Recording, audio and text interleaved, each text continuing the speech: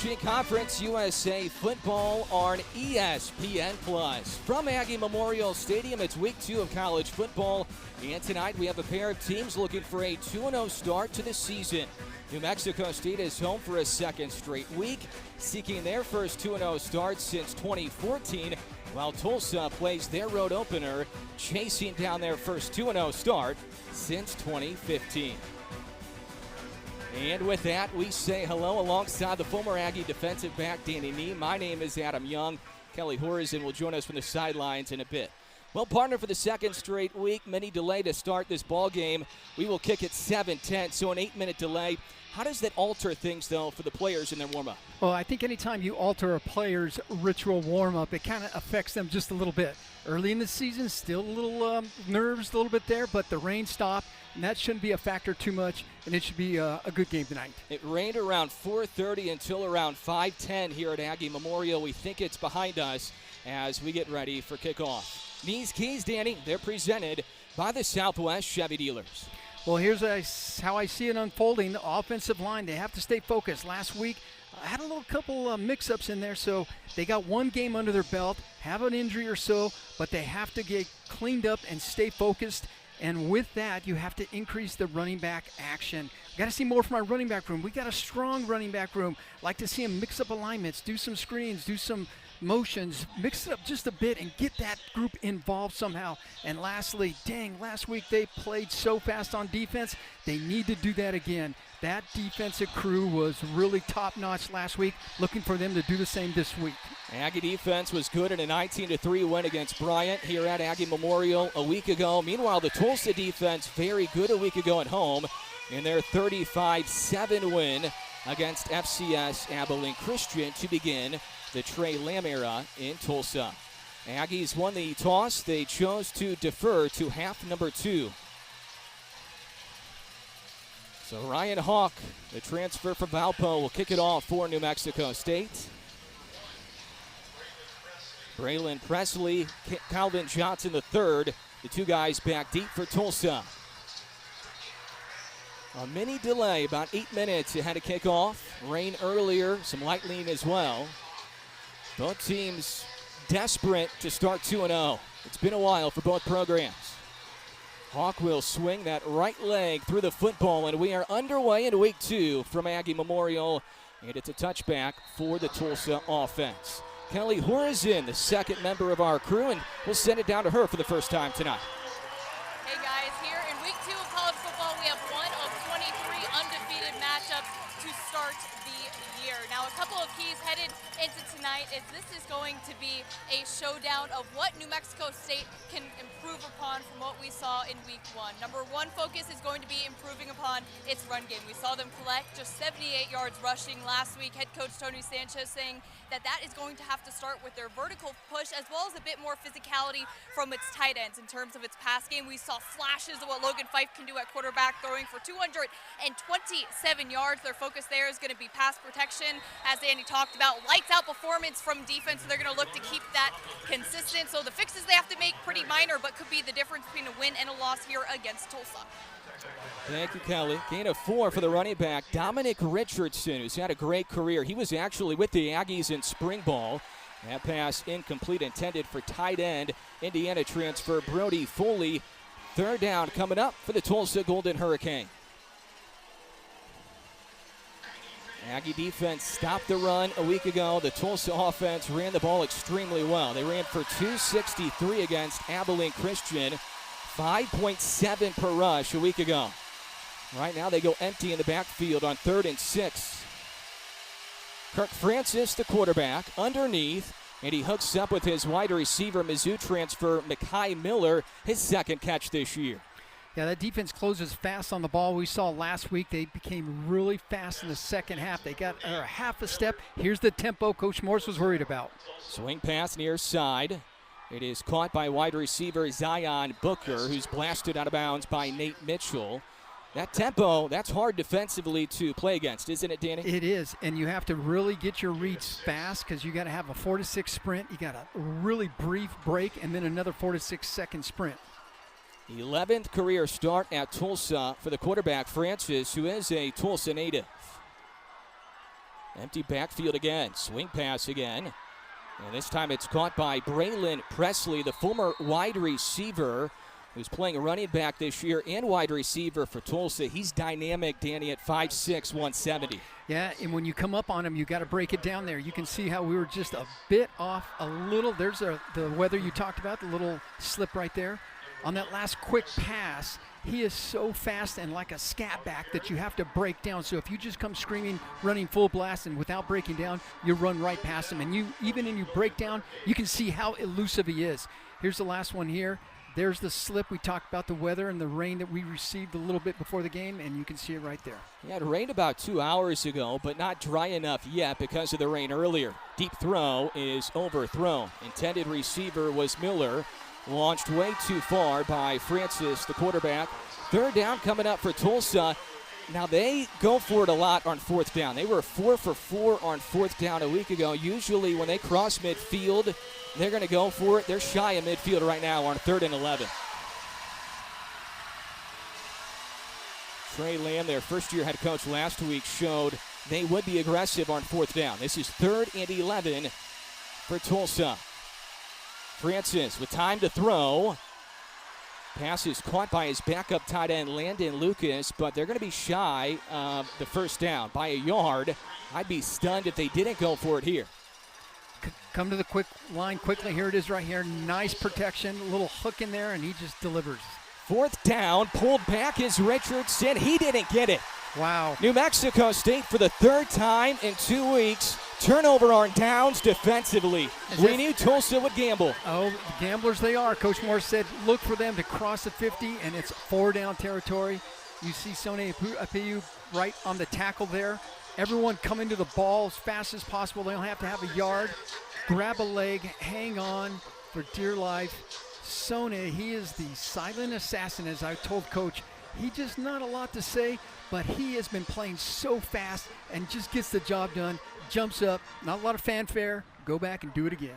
32nd career game as an Aggie for Sone Alpiu. Big tackle for him against Richardson, who was with the Aggies once again in spring ball. Aggie offense with good field position to start, but they get flagged to start before the snap to Logan Fife. False start. Offense, number 76. 5-yard penalty. First down. That's a big part of the offensive line. Armando Nieves, who's making his first start as an Aggie at right tackle, is flagged right there. Remember, Mekhi Lee, the starting left tackle, he's out for the year with an injury.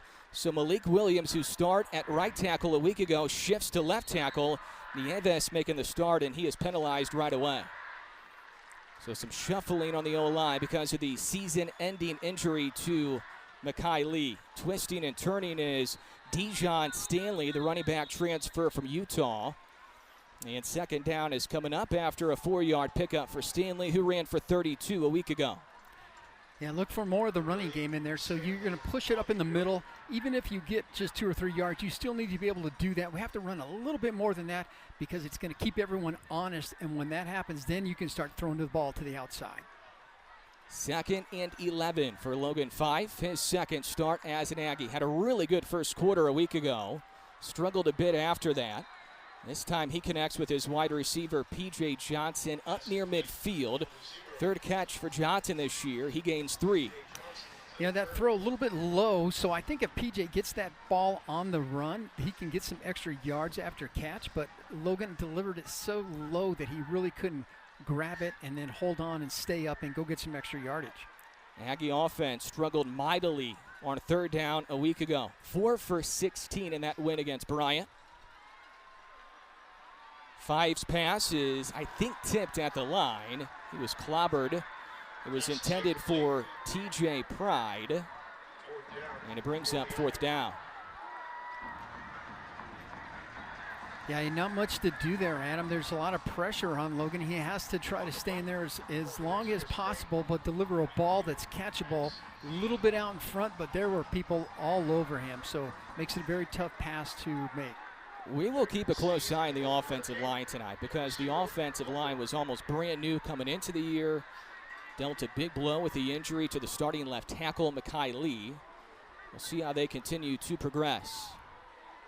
And the Tulsa offense will start at the 20 with their second drive. They turned it over on downs to start. We're scoreless, just underway. Nearly 4 minutes in.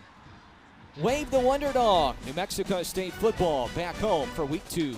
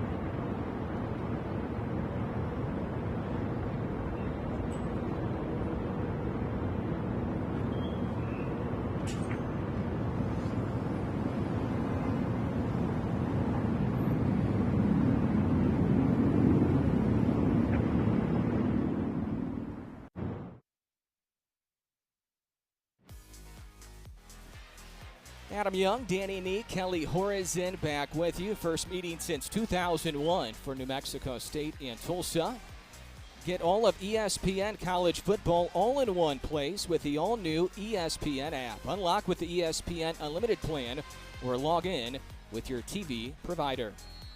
What did you like in that first drive from the Aggie defense, Danny? Well, I think that fourth down stop for sure. I think they're breaking into it a little bit. They're there on every pass. They just got to take another half a step and start knocking down some of those passes. Once again, Kirk Francis, Tulsa native, is the quarterback. Heavy front side pressure. He gets rid of it. Caught by Presley, the speedster on the outside.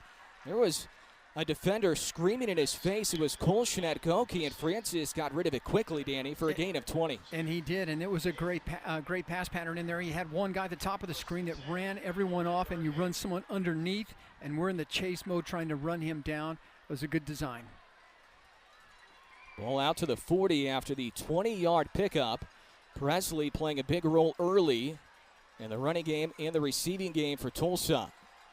Give here goes to Dominic Richardson, and he is blown up by Nate Mitchell. Richardson has stops at Oklahoma State, Baylor, and briefly at New Mexico State in spring ball. He goes for 6 on the first down run. Well, you can see him pouring in there. There's a nice big hole right in the middle there. Look how fast Nate came in there to close. Last week he would play very, very fast. Doing the same again. It was a big hole there. Tulsa will rotate running backs. They're going to play at least 3. Richardson, Presley, as well as A.J. Allen.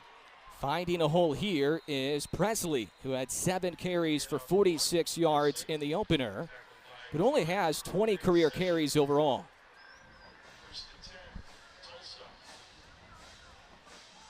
This tempo right now posing some problems for the Aggie defense. Pump fake by Francis goes the opposite direction to Booker.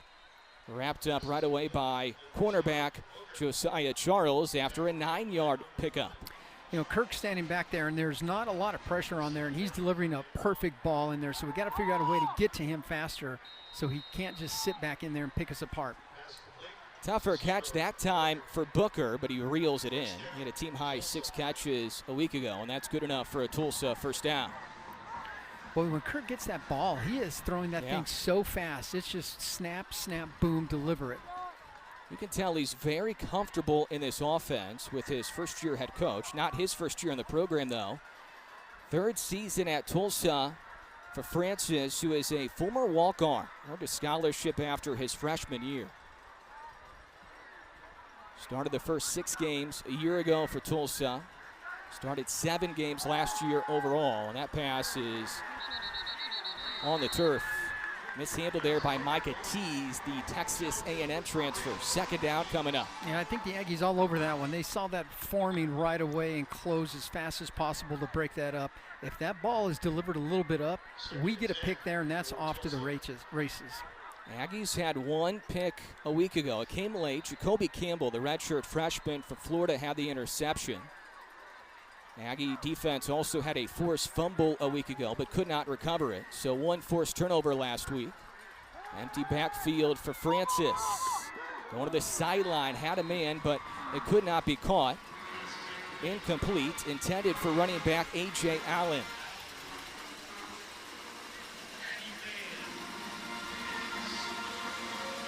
Well, this very well could be 4-down territory for Tulsa. Right now the ball is at the 32. It depends on what happens here on a 3rd and 10. Pistol back is Richardson. Tight end Foley in motion. Give goes to Richardson, who finds a hole. Lowers the shoulders before he's blasted by Josiah Charles. He gets up to the 26, so he picks up a half dozen. And it's big-time decision-making time here for first-year head coach Trey Lamb. Yeah, I think it didn't even bat an eyelash, and it's going to it on 4th down. I think getting through that defensive line, they're really blowing through that first level, and that's creating the problems right there. So that defensive line has got to somehow gain separation and get to the ball carrier. Here we just need pressure on the quarterback. 4th down for Tulsa. Front side pressure, batted down, incomplete. Turnover on downs again. So already early on in quarter 1, the Aggie defense matching what they did a week ago. Man, that's a great job on the defense. Last week, turnover on downs twice for the Bryant offense. First quarter with 8:12 left. Turnover on downs twice already for the Tulsa offense. Big matchup tonight here in non-con play.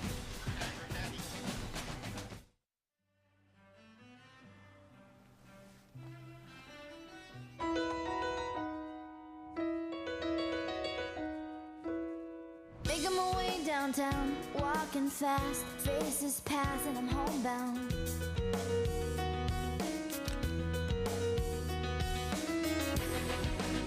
And I need you, and I miss you, and now I wonder.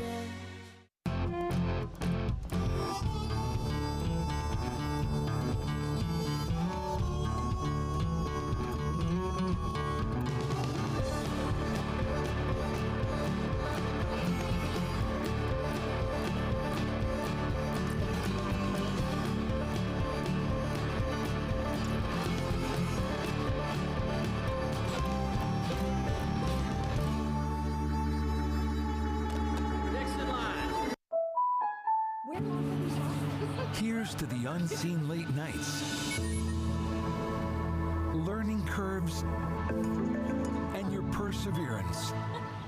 The behind the scenes is where the magic happens. It's where you shape your process and where you don't let anything hold you back.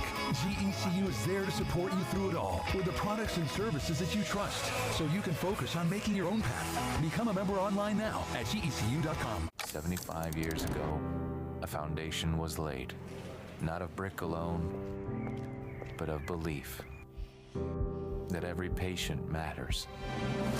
We've grown with our city through generations of hands held, hearts mended, and lives changed. This is Memorial Medical Center, built to serve, driven to heal.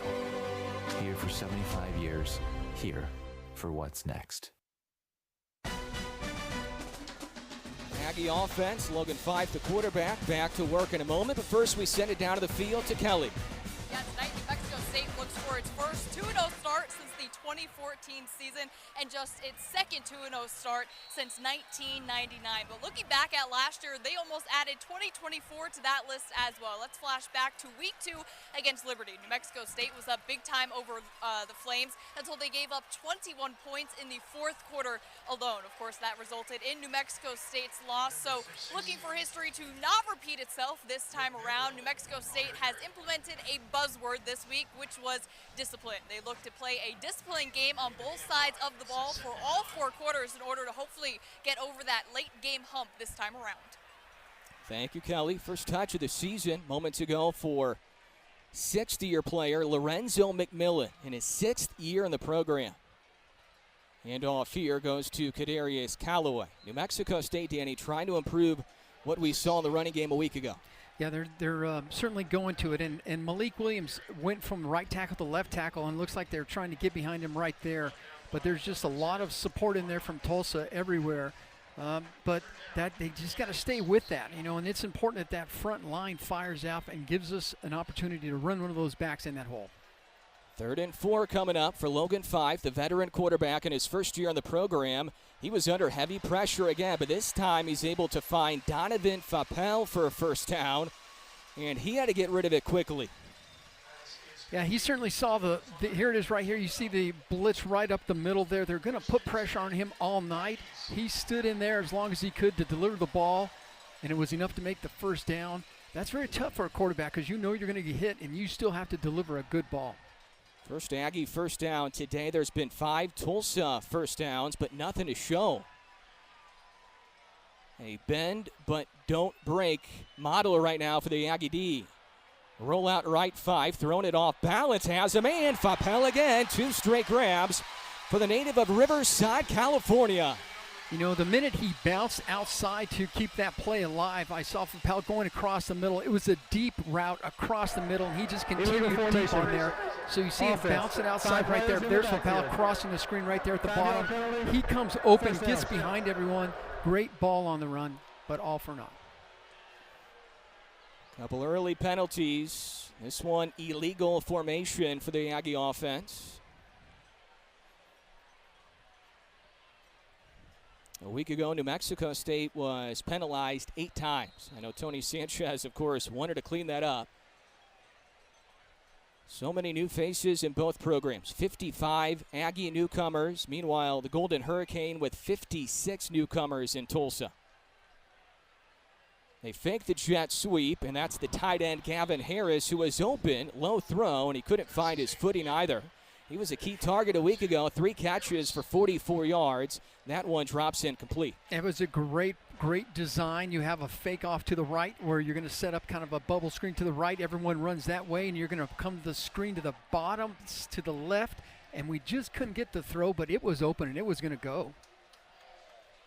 2nd down and long for Logan Fife, the grad student from Tracy, California. Started his career at Fresno State, then he went to Montana.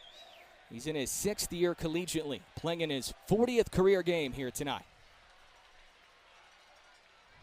He fakes the handoff, and it was read well by Ty Cooper, the native of Louisville in Mississippi. He was with Tulane during spring ball, and right now, Logan Fife, everywhere he looks, there's somebody in his face, Danny. Yeah, there's nothing he could do right there, right? So he can't even elude him or try to sneak away. He was on him as he was trying to ride that option read and just couldn't do it. They're down at 24. You might see the Aggies go conservative here and run the football. Let's see. Dijon Stanley at running back came in for Callaway. 4 out wide. The tight end Harris lined up slot left. Fife's just going to run it straight up the middle. He's going to follow his offensive line, and he got past the original line of scrimmage.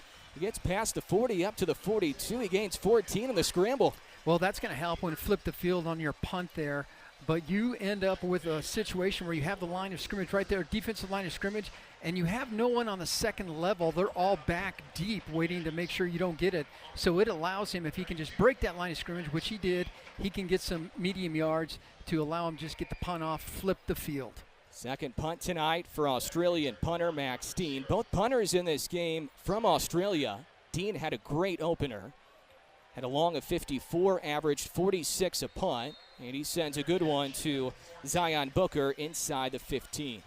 14-yard line is where the Tulsa offense will have their third series. They've been moving the football, but 0 points to show so far.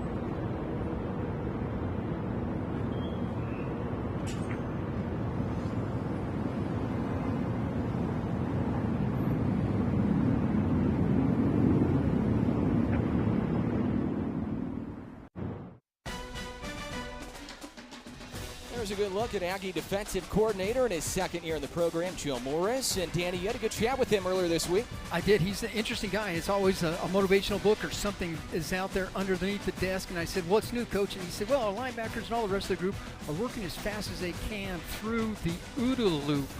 OODA loop, as some that's out there may know, this is a decision-making framework that the Air Force started. And it starts with four, and I'll get to it in a bit here, 4 stages: it observe, orient, decide, and act. You got to do that quickly, and it puts the pressure back on your opposing team or the enemy.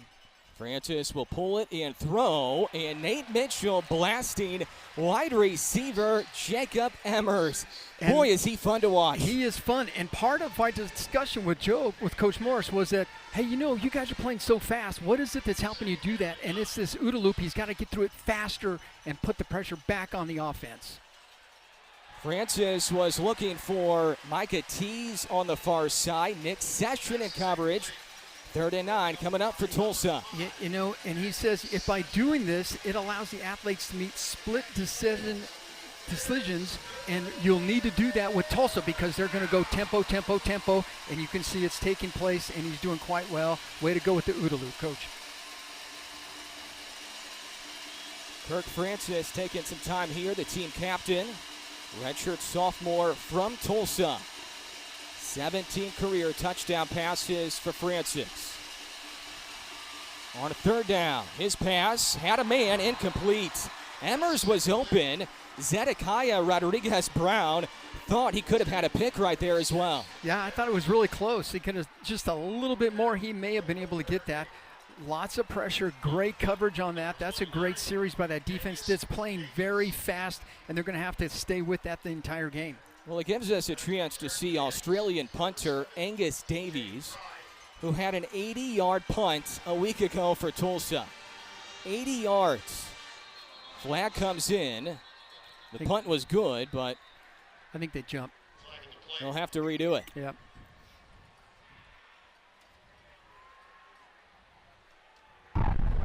False start. Offense. Number 24. 5-yard penalty. 4th down.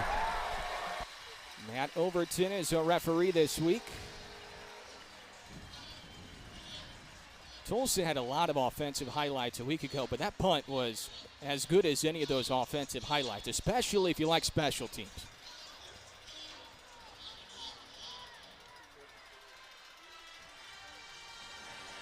Davies standing in dangerous territory in the end zone. TJ Pride to return this line drive kick. Pride running far side of the field, and he will high step out of bounds near the 40. So this gives the Aggie offense their best chance of the day. You need to capitalize on this field position right here, Danny. Yeah, certainly do. TJ Pride, that's a great job right there. Your job is to field that punt. Don't let it run 80 yards like they were able to get a punt last week. In this case, he was able to field it, get upfield, hold your ground in plus territory. Now's the time, Adam. Just a 39-yard punt. Longest return this year for Pride. It goes for 8 yards as you get a look at Tony Sanchez, who's trying to go to 2-0. They thought they had it a year ago. Blew a late lead against Liberty, led by 9 with 5.5 left, which would have given them a 2-0 start. Likely completely changed the rest of the season after that game. They will scrimmage from the 41 of Tulsa with Kadarius Callaway at running back. They fake it to Callaway. Fife unloads. Single coverage. Incomplete. Flag comes in. Intended for Jackson Owens. Man, Jackson Owens, he ran a great route, a post route in there. Receiver to the defender to the back of him. Number 1, 15-yard penalty, automatic, first down. The defender to the back of him, so you want to lead him just a bit, and he jumps on his back right there. That's easy call for the referee out there. And in terms of delivering the ball, it was max protection. A lot of guys in there defending Logan so he can get that pass off. You like to see offensive coordinator David Yost taking a shot right there. Ball is now at the 26. It was on Champ Lewis, who's a transfer from TCU. Nowhere to go there for Callaway, who is spun down. That running game a week ago for New Mexico State, they only averaged 2.4 per rush. Their best running quarter by far came in the fourth, especially when Callaway started to get more touches and ran the ball effectively down the stretch. Yeah, you know, this the way that it's set up right now, I'd like to see more attack on the running back front and not as much of a read. It's like just hit the hole and get what you can. Callaway stays in at running back. Harris, the tight end, was in motion at wide receiver. Swing pass hauled in by Callaway, slips, then he pops back up.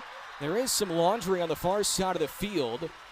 We'll check on the flag after the nice effort, a second effort for the running back Callaway. Illegal formation. Offense. 5 players in the backfield. 5-yard penalty, second down.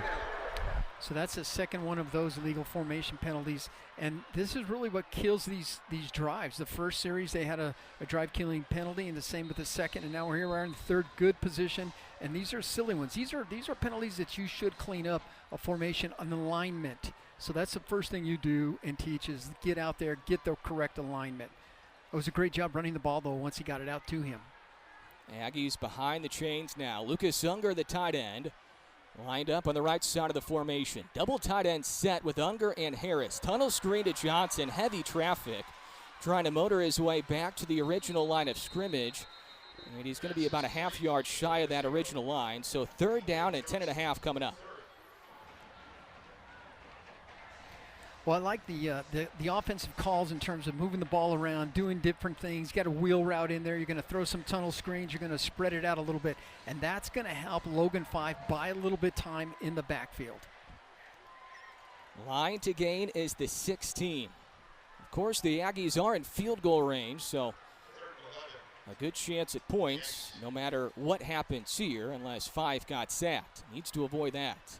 3rd and 11. Clock is approaching 2 minutes left here in the opening quarter. Quick pass goes to Stanley. Was running backwards initially and then gets bumped out of bounds. No gain on the play. I think that's the safe call, right? So when in doubt, you're just going to dump it out to your guy, get as many yards as you can, positive yards. We didn't get any in that case. But it's safe, so you're not trying to get in a situation of forcing it down, potential interception. Give your team a chance to get some points on the ball. On the board. I didn't look like Coach Sanchez was too happy right there. Logan Fife still searching for rhythm. Ryan Hawk had a good rhythm kicking field goals a week ago. This one from 45 yards away for Hawk, and it is good. He had a great camp. Transfer from Valpo. Was all conference a year ago in the Pioneer Football League, and he's just trying to continue that long line of really, really good Aggie kickers going back to 2017 during that Arizona Bowl team. You know, when I was talking to Coach Sanchez at this week, you know, he was talking about all the things we need to clean up. We got to clean this up. It's true. There was things to clean up for sure. But then during the talk, I said, hey, Coach, how about that kicking team? He's like, was that not just fantastic? That you get points. You know, did he want 7? Of course. But if you can get to this point of the field, this part of the field, and get 3 with a 45-yard field goal, then you'll take it. Great kicking special teams. Pretty big difference right now in stats. Tulsa, 86 yards of offense. New Mexico State, only 32. But if you're just joining us, the Aggie defense has turned over Tulsa on downs twice. And now New Mexico State strikes first on a Ryan Hawk. 46-yard field goal. It's about 45.5. They'll officially give him that yard and call it a 46-yarder.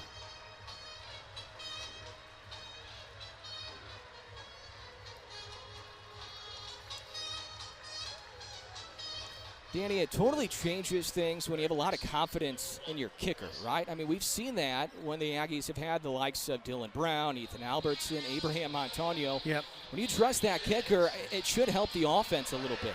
Yeah, I think you get to a position where you're like, okay, so the thing that we're in field goal position, and you mentioned it, it's like, let's not do the silly things like don't get caught for penalties, don't get caught for sacks, because it takes your points off the board. And those are points that you can just say, yeah, absolutely, let's get those points and be done, and not even think twice about it. That really bodes well for your strategy. Aggies are looking for their first 2-0 start since 2014. Tulsa looking for their first 2-0 start since 2015. First down run for Dominic Richardson, who is hit first by Tyler Martinez, who's had to navigate an interesting week. Had a hand injury early on third quarter a week ago. Thought he would need surgery, which would force him to miss 2 games. Then he finds out Tuesday morning, Danny, it's non-surgical. He can club up and play. It's great to have Martinez in there. It was dicey on Monday if he would miss a couple weeks or not. Yeah, it's great to have him back. He had a great game for a half a game last week. He's really heart and soul in there. Stretch handoff to Presley, trying to bounce it to the edge. He can't get by Jamal Thompson Jr., who was the star on defense a week ago. Team high 9 tackles, 3 tackles for loss, and a couple of sacks a week ago. Yeah, Jamal stays out there, and he just doesn't let anyone get the corner on him and brings him down. What a great game he had last week. You know, big game where he had 9 tackles. What did he have? 2 sacks, 3 tackles for loss. We need him to show up again and do the same. A lot of those stats a week ago came in the first 2 quarters. Francis back to throw on a third down. Great coverage. DK Hobbs with the deflection, then a late flag came in after the play. The coverage looked good initially. Yeah, let's take another look right here. He'll come across the middle of the screen there. DK Hobbs on the defense. Number 8. Ball will be placed at the spot of the foul. First down.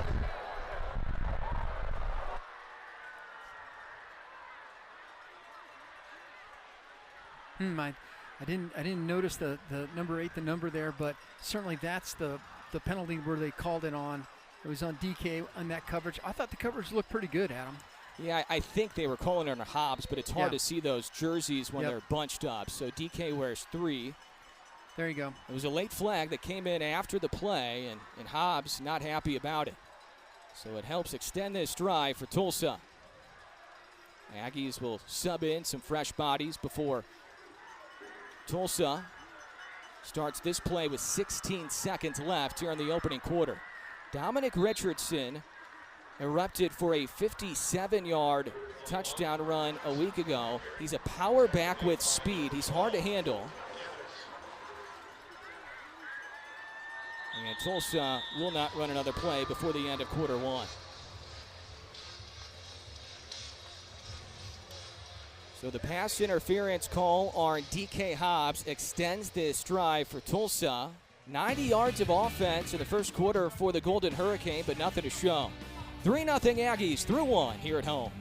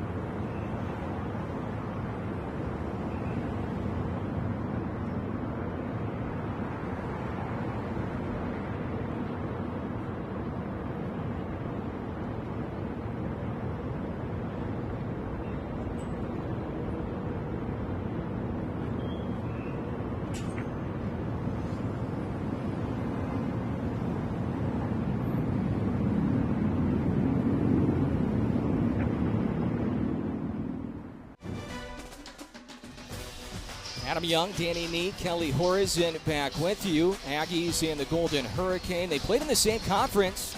Early 70s, early 80s, 1973 through 1982 in the Missouri Valley Football Conference, Danny. And those were back during your playing days. Yeah, that's back in our era back then where we had to go up to play Tulsa and have them come here. And they've had very good teams, and they were evenly fought matches, kind of like what we have tonight. Now Tulsa in the American Conference. New Mexico State, of course, in Conference USA. Reverse. Emmers with the football. Almost a huge loss on the play. He's blasted out of bounds by Nate Mitchell, who had a very good first quarter. Aggies almost got to Emmers deep in the offensive backfield. Yeah, that's DK Hobbs back there. He read that thing, snuck under a block. If that block wasn't there, he would have had a 15-yard sack or tackle for loss. But they ended up just barely getting back to the line of scrimmage. Good read. So it stays 3rd and 3. In quarter one, Tulsa 1 for 4 on a 3rd down, 0 for 2 on 4th down. And here they capitalize on a 3rd down, and they continue to push the pile. Big boy football up close. Dominic Richardson was the man who carried the football there, and he picks up 7 yards. He just kept on churning those legs. He did, and the battle is going to be fought in the trenches. The team that wins the offensive-defensive line of scrimmage has got this game. Jet sweep. Aggies stringing out. And a tackle from behind is made by Martinez, who wraps up the A&M transfer, Micah Teagues. A good read by Tyler Martinez. He comes screaming in there really quick. I did talk to Coach Morris about it and Coach Hensley, his coach, and they just can't say enough positive things about Tyler Martinez and what he does for that linebacker core.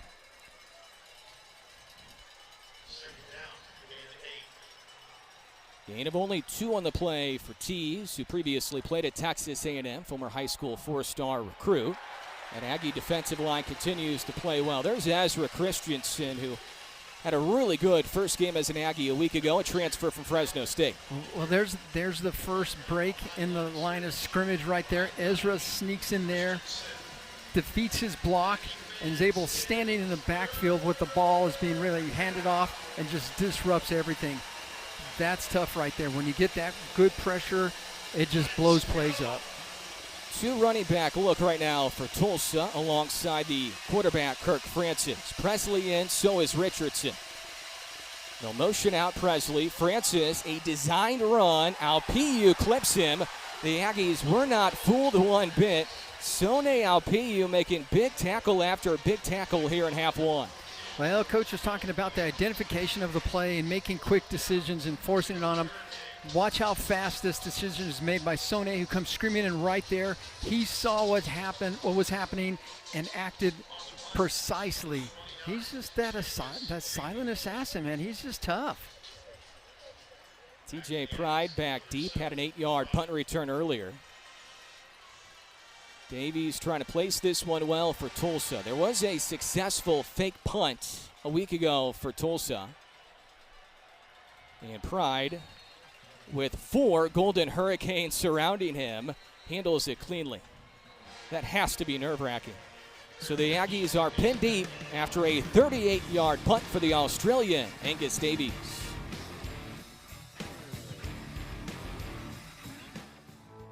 For decades, Nusenda Credit Union has been here for you and for our communities. Through Earn Your Return and Community Rewards, you're earning cash back or supporting programs that will make a difference for generations to come.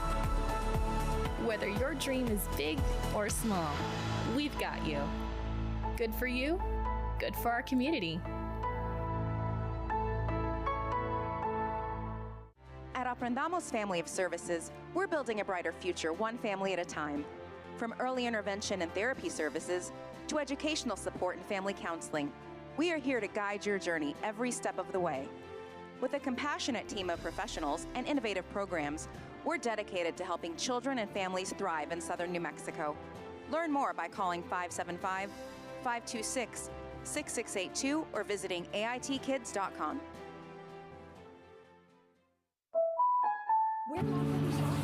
Here's to the unseen late nights, learning curves, and your perseverance. The behind the scenes is where the magic happens. It's where you shape your process and where you don't let anything hold you back. GECU is there to support you through it all with the products and services that you trust, so you can focus on making your own path. Become a member online now at GECU.com.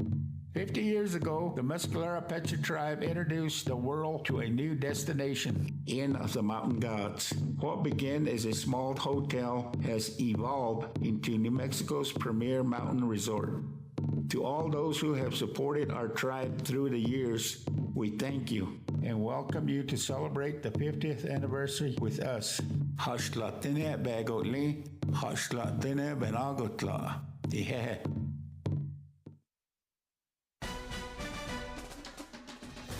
3-0 Aggies on a 46-yard made field goal for Ryan Hawk against first-year head coach Trey Lamb and the Golden Hurricane of Tulsa. Beasley Mitchell and Company, certified public accountants, are proud supporters of the Aggies. Bookkeeping, auditing, tax and estate planning, and more. Let the experts at Beasley Mitchell and Company tackle your taxes. Aggie offense will start at the 5-yard line.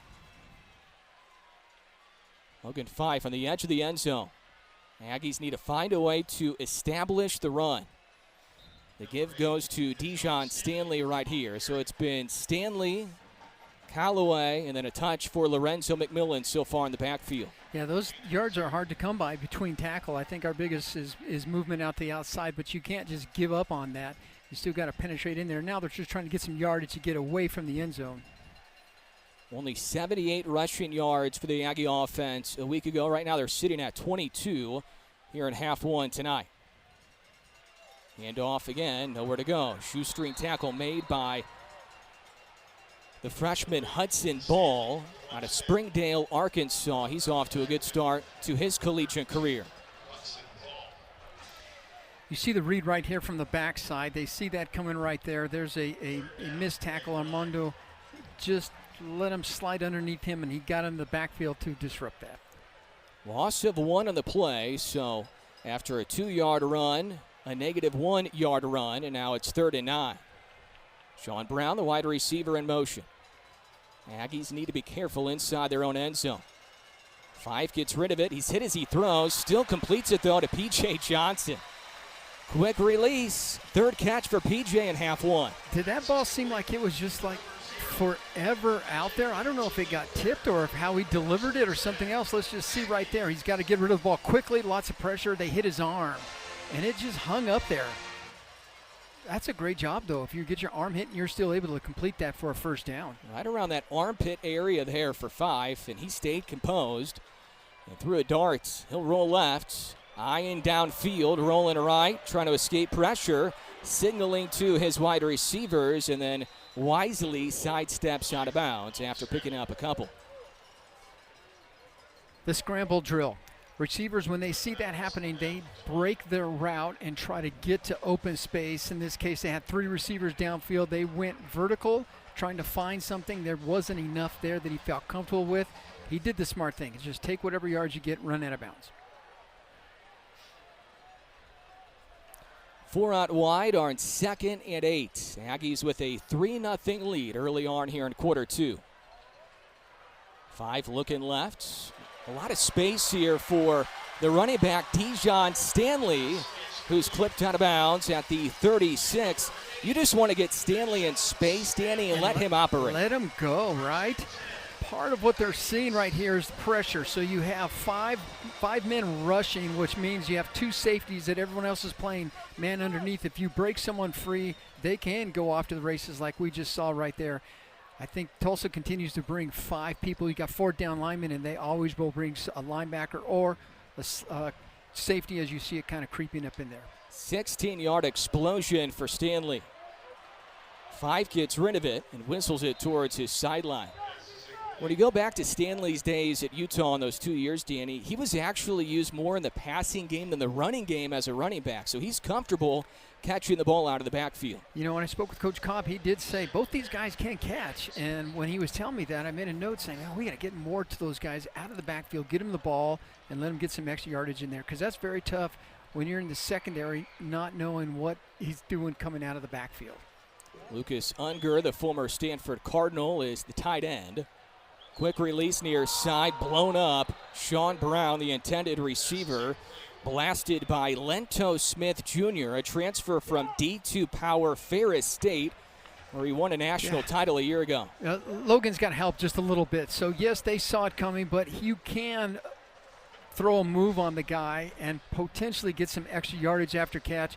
But if you don't throw the ball, if you throw the ball in the dirt, he just can't get to the ball, and it gets blown up like it did. He's missed a few of those tonight, Adam. 3rd down and 10, running back Callaway. New Mexico State 2 for 5 on 3rd down. That pass is batted down, almost picked.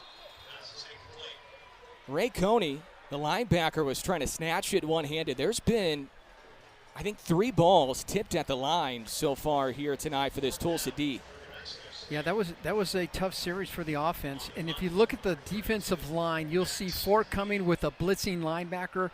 That has been the case every single series. They have not been able to just get the ball out. Part of that is because you have 5 people coming in from different angles, different stunts, putting so much pressure on Logan. Punter back is Max Dean. Return man deep is Zion Booker, who calls for a fair catch. The word that Tony Sanchez used after last week was sporadic on offense, and It's held true so far tonight as well. 3-0 Aggies here in half one.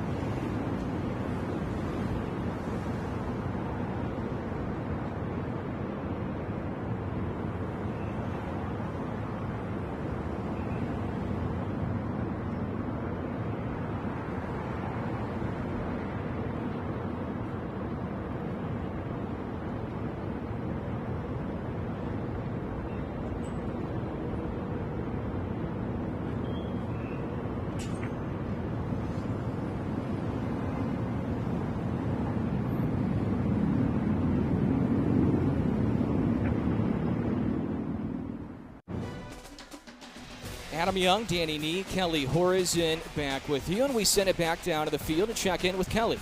Reflecting back on that last possession for New Mexico State, we just saw their run game struggle yet again. They're going to look to rely on Kadarius Callaway as a possible fix.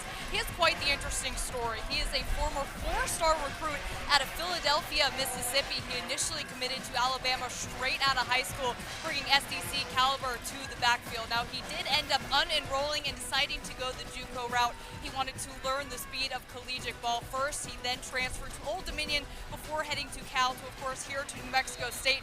We saw him with the Aggies' lone touchdown last week. And another interesting tie for you is Callaway came in ahead of fall camp. He came in after the departure of Dominic Richardson. Richardson, the guy in the backfield for Tulsa here tonight. So a tie between both running backs' room, and more specifically between Callaway and Richardson. Good stuff, Kelly. It's so hard to keep track of it all, and you try to go back to the dates of when somebody went in the portal, when somebody left. It's hard to figure out. Kirk Francis, the quarterback, that was tipped by Tyler Martinez on the far side of the field, and Mekhi Miller, the intended receiver. I think he tipped that with his free hand, not the club hand right there, but that's a great job. And the job he has to do is get between the receiver and the quarterback. That's what he's fighting to do right there. And when he's able to get close enough, he can tip that away. That's a great read right there by Tyler.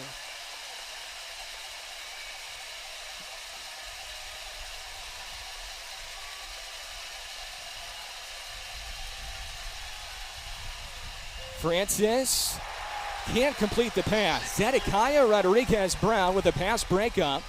Receiver that could not handle it was Josh Smith, the redshirt freshman from Heartland, Texas. You know, thinking about our secondary this year, Adam, and you look at how they play compared to last year, that would have been a first down. We just didn't make the plays. We got guys close to the areas, but just not making the plays. This year, the guys are making the plays. They're getting there and getting the job done. That's been the difference so far. So another punting situation for Tulsa. That one barely gets away, and it's a boomer again for Angus Davies. There is a return for Pride, but shimmies ahead for maybe one or two. Didn't have a whole lot of space on that return, and we'll see Logan Fife in the Aggie offense once again. One more note going back to Tyler Martinez, Danny. I was talking to Tony Sanchez Monday night, and that was the day before they found out Tyler would not have to get surgery and could play this weekend. So as of Monday night, Tony thought he was going to be out 2 games. He said Tyler was in the film room for 5 hours that day because he was trying to learn the Tulsa offense to help out his teammates as an extra coach on the field. So that speaks to Tyler Martinez right there. Yeah, as the heart and soul, he is the leader there. As they're doing their walkthrough, as you were pointing out to me before the game started, it's Tyler that's leading the group. He's doing a great job with that defensive team. Gavin Harris in motion. The aforementioned Kadarius Calloway trying to plunge forward. He gets forward for maybe 1 yard. You know, we talk so much about the transfer portal, and how about a guy like Tyler Martinez who has stuck around after 96 tackles, all conference honors a year ago. And he's really going to leave his mark on and off the field on this program. Yeah, totally agree with you.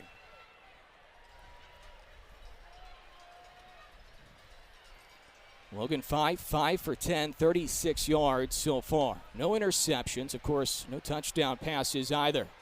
Does a good job there of escaping pressure to connect with Callaway, who also has good hands out of the backfield, just like Stanley. 3-yard pickup. He pulled that thing in there, and I want you to see the speed at which after he catches the ball, he turns it on. So right there, he turns it in another gear, and he picks up some quick yards right there. Very fast. I want to see him break one of those in the wide open. This defensive line has been really good so far for the Golden Hurricane of Tulsa. 6 transfers this year from 4-year universities on their D-line. And transfers that have played at previous schools, including some P4 programs. 5 on a 3rd down, hit as he throws. Fappel was coming back to it, but it was out of his reach. Good coverage there by Champ Lewis. Tulsa clearly, their strategy is to put pressure on Logan and not let him sit back there. This last time they had 6 guys on the line of scrimmage, so there was a lot of pressure. Not much you can do. Look at the line of scrimmage right there. Everyone is coming. He has to get rid of the ball fast. Back shoulder kind of throw to see if he can't break away. We just couldn't connect. Man, that's a lot of pressure on Logan. Zion Booker is a dangerous return man for the Golden Hurricane. Here's the punt by Dean as Booker backpedaling inside the 10-yard line, and he almost gets taken down, stays on his feet, twisting around. Ball is loose at the 20-yard line. New Mexico State punched it away. Still no signal yet. It's going to be Tulsa football. Well, that's tough right there. That could have broke free easily. And these punters, the thing about getting the ball out and kicking it so far, it gives the return guys enough chance to set up a run and look at where they want to go. We should be getting to make it a tackle there. We missed 2 tackles right there. There's the 3rd. Got to clean those up, but we were able to still get there and take him down. Jacoby Campbell was right there, number 26 in black. He had the interception a week ago. He almost had a fumble recovery right there against Trey Lamb in Tulsa. There's a look at the Tulsa young head coach, 35 years old. He turns 36 later this month on September 16th. One of the youngest FBS head coaches around the country. Francis completes his pass to Mekhi Miller, who's had a busy first half. His 2nd catch here in half 1. 5-yard connection. This Tulsa offense got off to a really good start, but they've been really quiet since. Aggie defense turning Tulsa over on downs twice in the opening quarter. And it was early in the opening quarter. Francis can't get away. Pressure came from Ezra Christensen. And Francis almost got away and then slipped on the turf that could still be a little wet. And look at Ezra right there beating his guy. He's just standing up saying, I just can't get blocked. And he hasn't. He has been in the backfield. It's a good thing he put a big paw on him and spun him around a little bit so he fell down and wasn't able to get free. But that pressure from Ezra has been fantastic. That's really helped that secondary. Loss of 5 on the sack for Christensen. Aggie defense had 3 sacks a week ago. Francis unloads, and he has a first down with his backup tight end, Landon Lucas. FCS Robert Morris, his most recent school, his first catch as a Golden Hurricane. Quick tempo for the Golden Hurricane. Slipping out of the tackle is Richardson. He gets to the 3rd level. And he's taken down by DK Hobbs. Well, you feel like, Danny, he was ready to break loose, and he does right there. And the Aggies have a player down in the offensive backfield. Yeah, it's certainly, if you're not going to get there and make a tackle, it's going to be tough. He squirted through and got to the second and third level in a hurry, and part of that is tempo. So they came up to the line and quickly ran the ball. So that means you have to get set up on defense. There we can see who's down, which is unfortunate because he has really been putting pressure and holding his ground on that defensive line up there. But yes, he broke through that line and was off to the races in a hurry. It's a good thing we were there just at least push him out of bounds or knock him down. 32-yard explosion on the run for Richardson. Christensen will go off with the help of the training staff, including Dominic Moreno, the head trainer, on the far side. Dominic Richardson a week ago had a 57-yard touchdown run, 20 carries for $142, 7.1 per rush. And the Tulsa 35-7 win against FCS Abilene Christian.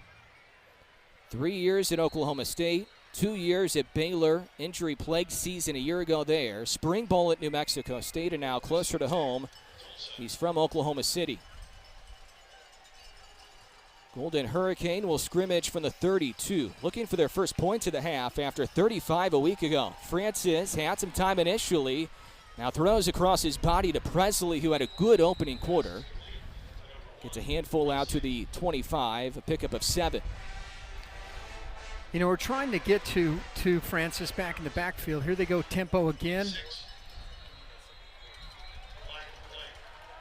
And too fast, false start. Offense, number 80. 5-yard penalty, second down. Well, I think that's their first penalty is what I'm showing.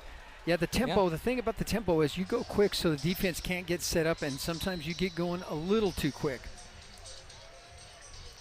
Let's see here. You can see at the tight end at the right of your screen jump before the snap. Tempo doesn't always benefit the offense. Right there, penalty on Foley, the tight end, a transfer from Indiana. The pitch on the far side, Presley is belted. That is Armand Hale, the transfer from Kent State, who had a really good camp out of Akron, Ohio. That is a great job by Armand right here. You'll see him come screaming up, but the important thing I want to point out there, see how he breaks down right there? So that back can't throw a little move on him, can't go wide on him. He broke down. He waits for the back to decide which way he's going. Then he steps up there to make that tackle. First is close quickly. He did that. Great tackle. 3rd and 12 from the 34 with 3 and change left. Bad snap. Francis throws it out of the reach of his receiver, Tees. But there is a flag down. I don't think that was catchable, Danny. That was nowhere near Micah Tees. Yeah, that's a tough penalty right there.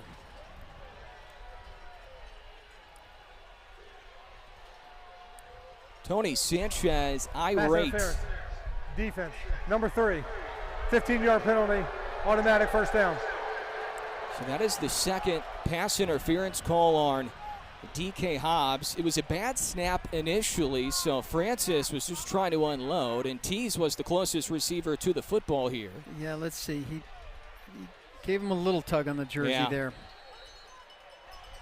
Yeah, but it certainly was pressure on Francis. He just lots of pressure. He was just unloading the ball. The Aggies penalized 5 times in this first half.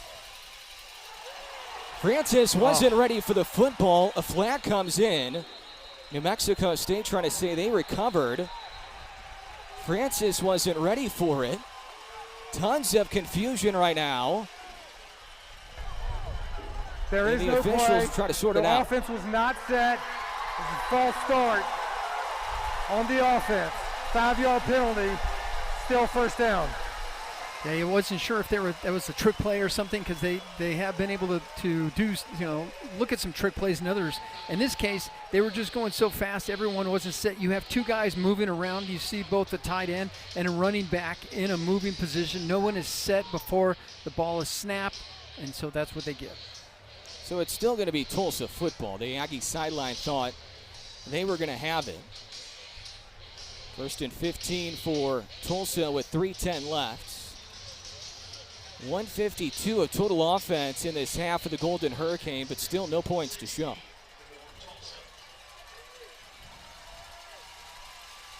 Francis will flip it out for Richardson. Trying to get back to the original line of scrimmage. He has run for 64 yards in this first half. The big run was the 32-yarder on this drive.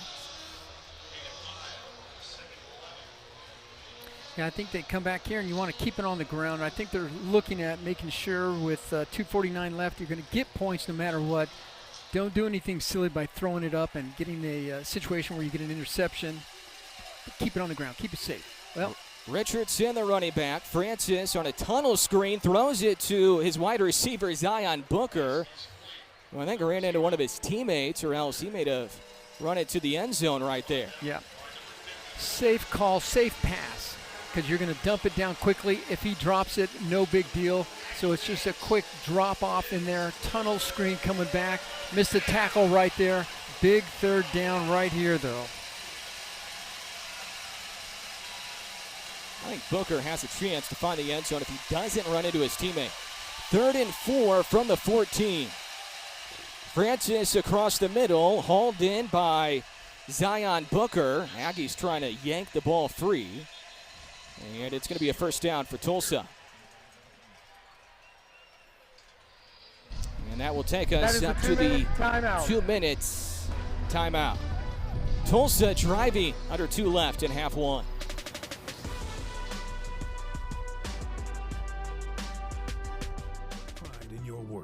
The things that you make you. White Sands Federal Credit Union has built something to be proud of right here in the Mesilla Valley, helping generations of people at every step of life. Local people making local decisions, paying attention to the details with all the loan and financial support you need. When it comes to our community, come to White Sands Federal Credit Union, your local credit union.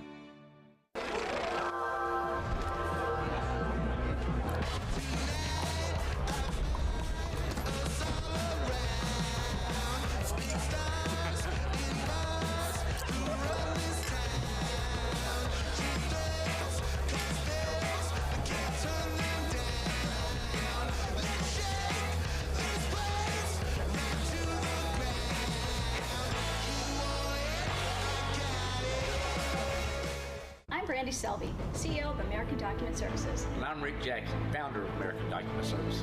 We're a full records management company. We scan, store, and shred. And presently we're in the shred room. Randy, what do you say we jump over to the warehouse? Let's go. Let's go. We're in the warehouse, Dad. Yes, this is where we store all the documents nice and secure for our customers. Oh, I'm getting a phone call from a customer. Gotta pull the file, gotta go. Go Aggies! Shred the competition! For decades, Nusenda Credit Union has been here for you and for our communities. Through Earn Your Return and community rewards, you're earning cash back or supporting programs that will make a difference for generations to come. Whether your dream is big or small, we've got you. Good for you, good for our community. Today's New Mexico State football game is brought to you by Nusenda Credit Union, Sports Accessories, White Sands Federal Credit Union, and by Memorial Medical Center.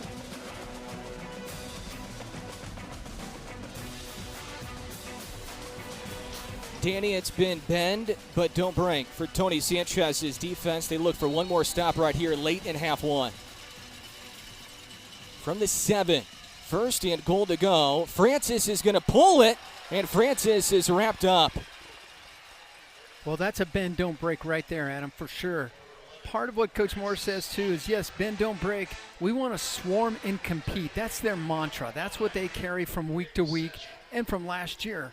And when Coach says, hey, team, do you want to change our mantra this year? It's like, absolutely not, Coach. We want to swarm and compete. So there they are right there, 3 hats swarming to the ball to compete. Bend, but don't break. Big second here. Safety Nick Session with the tackle right there after the 1-yard run for the quarterback, Francis, who has thrown for right at 100 yards here in half one. Trey Lamb wants to use some clock initially and then call a timeout and talk about it with his offense.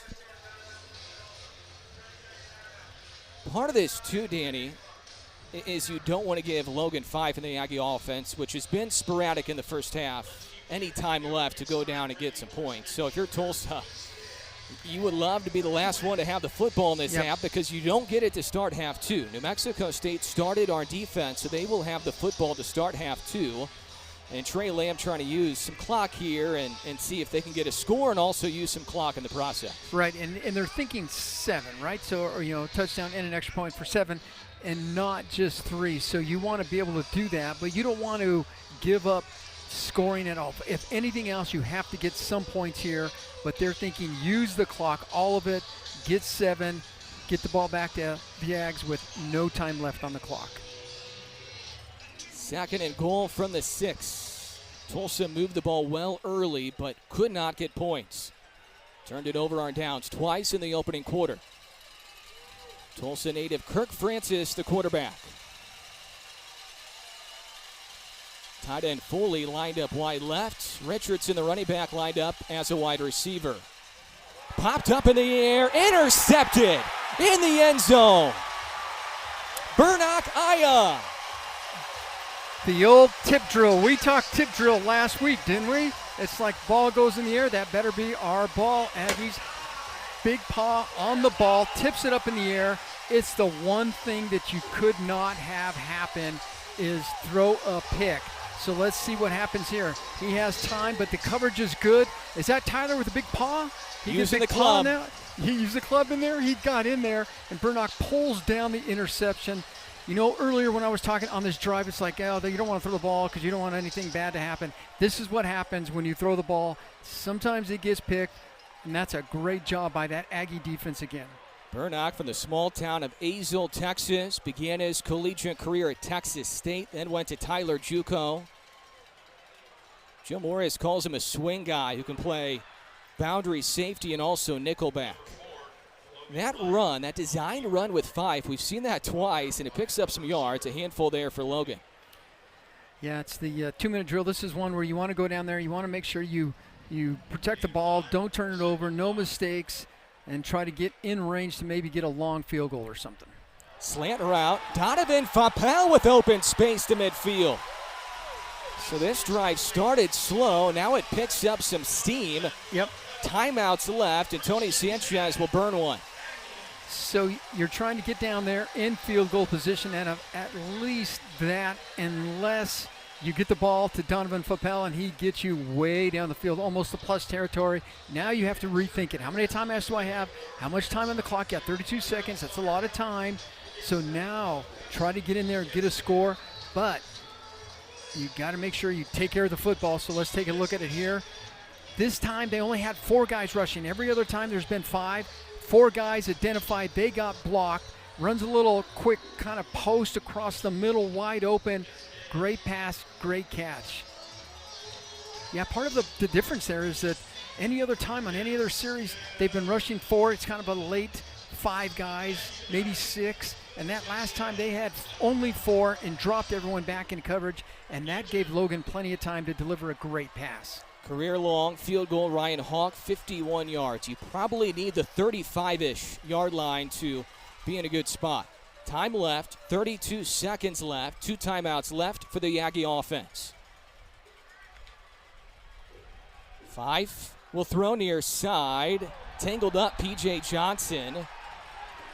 And the Aggies are begging for a flag. They won't get it in coverage. D2 transfer Lento Smith Jr. Yeah, and that last play, they rushed 4, had a delay 5 guy come in there to give pressure. He tried to go back, shoulder fade to PJ, and he just got pushed down, actually.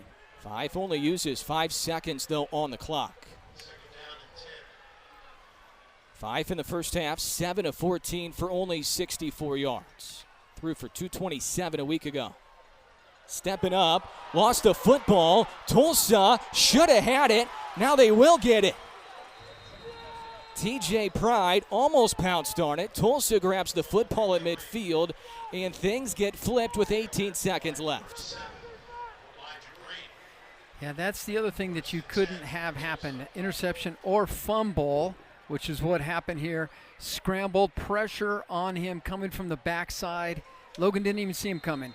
Pops the ball out. We couldn't jump on it, and Tulsa gets the ball back with 18 seconds. Jaden Burnett, the transfer from Louisiana Tech, forces the fumble. And Tulsa recovers. Now their field goal kicker, Seth Morgan, has a long this year of 40 yards. He struggled a bit in preseason camp. He'll need some yardage here. Quick throw, caught by Zion Booker into Aggie territory before he's shoved out of bounds. Baylor Hayes is the new quarterback right now for Tulsa. So a different quarterback in right now for the Golden Hurricane. Hayes, the quarterback, replacing Francis right now. Which is interesting because they went to Kittleman in the last week, and so Hayes coming in, getting his first look at action. Yeah, Kittleman's been the backup for a while, 5th year at Tulsa, but it's not Kittleman, it's Hayes instead right here, replacing Francis late in half one with 0 points for the Golden Hurricane. Hayes completes it, running back Dominic Richardson, 36-yard line, 6 seconds left. So if they can get another couple of 3, 4, 5 yards, I think they're in position. Although this is a long field goal, and both field goal kickers pre-game were kicking very long field goals. So certainly they want to stay in, get some more yardage. You got 6 seconds, so now you got to get it out there and get down, call that timeout immediately. Clock management key right here for the backup Hayes. And he handles it well. That was well done by the backup coming in. He hooks up there with Booker. So scoots forward a little bit for the kicker, Seth Morgan, after a gain of 5 yards. And now you have to kick for Tulsa with 3 seconds left, trying to tie the score. This will be a season long for Seth Morgan, grad student out of Houston. Began his career at Sam Houston. Then he went to Memphis. Had some training camp struggles. This from 49 yards away. Out of the hold of the punter, Angus Davies. And Tony Sanchez says, I'm going to use a timeout here. Can't take it with you to the locker room. So a timeout was called before the kick, and Morgan will have to redo. Now, what you can't do anymore is call back-to-back timeouts. Now, in the old days, Danny, you could call 2 in a row and really freeze the kicker. They don't allow that anymore. Yep. Didn't even see the timeout. I'm looking up at the goalpost saying, did he get it there or not? It wasn't his best. He was kicking a lot harder, crisper pre-game, but that certainly had enough oomph to get it in there. So now, get your kick block on.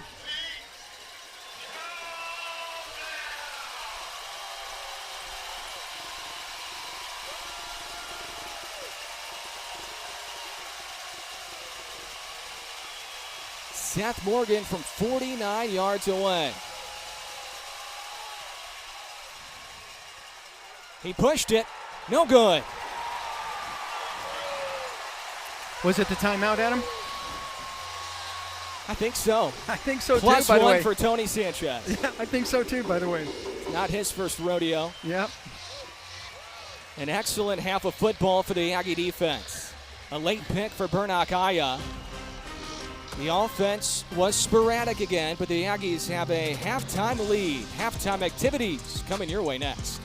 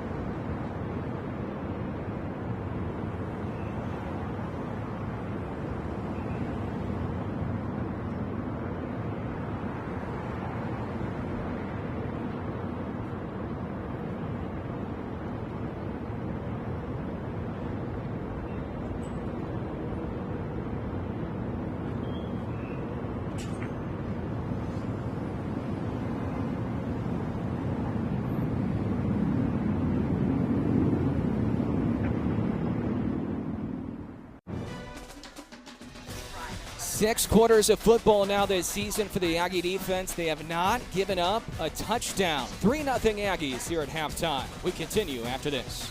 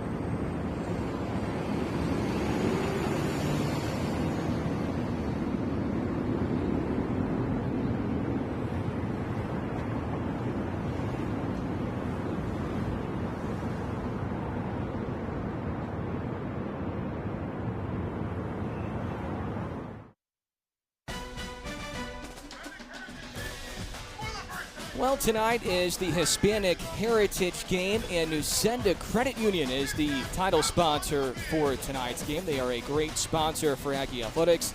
Adam Hang is their Chief Financial Officer, and he's standing by in the field with Kelly. Adam, as he joins me here this halftime. Adam, you are a New Mexico State alum yourself. Just what's it like to be back here at Aggie Memorial this evening? It's always great to be back. You know, Aggies are up, football's back, a little bit of chill in the air, great atmosphere, cowbell's going crazy, so it doesn't get much better than this. We see Nusenda's logo out on the field, first of its kind in program history. Just tell me a little bit more about the partnership between the two. Yeah, I'm not going to lie, it's pretty surreal seeing that on the field, especially on the Jumbotron and on TV. So, you know, it's just part of a larger partnership we have between Nusenda and New Mexico State Athletics, you know, really just supporting the community, Aggie community, and student athletes. You talk about a larger partnership. What are some things to come and things that are in the work in the future? Yeah, you know, we got a lot of things cooking here locally. We have 3 branches, but I think something we're really excited about is we're actually putting a branch right in the heart of New Mexico State, right in the student union there. So really excited about that in Corbett Center coming next year. All right, Adam, thank you for joining me and taking the time today. Adam. Thank you, Kelly. Thank you, Adam, as well. And thank you, Nusenda Credit Union, for all you do for Aggie Athletics. Aggies 3, Golden Hurricane 0. More at halftime after this.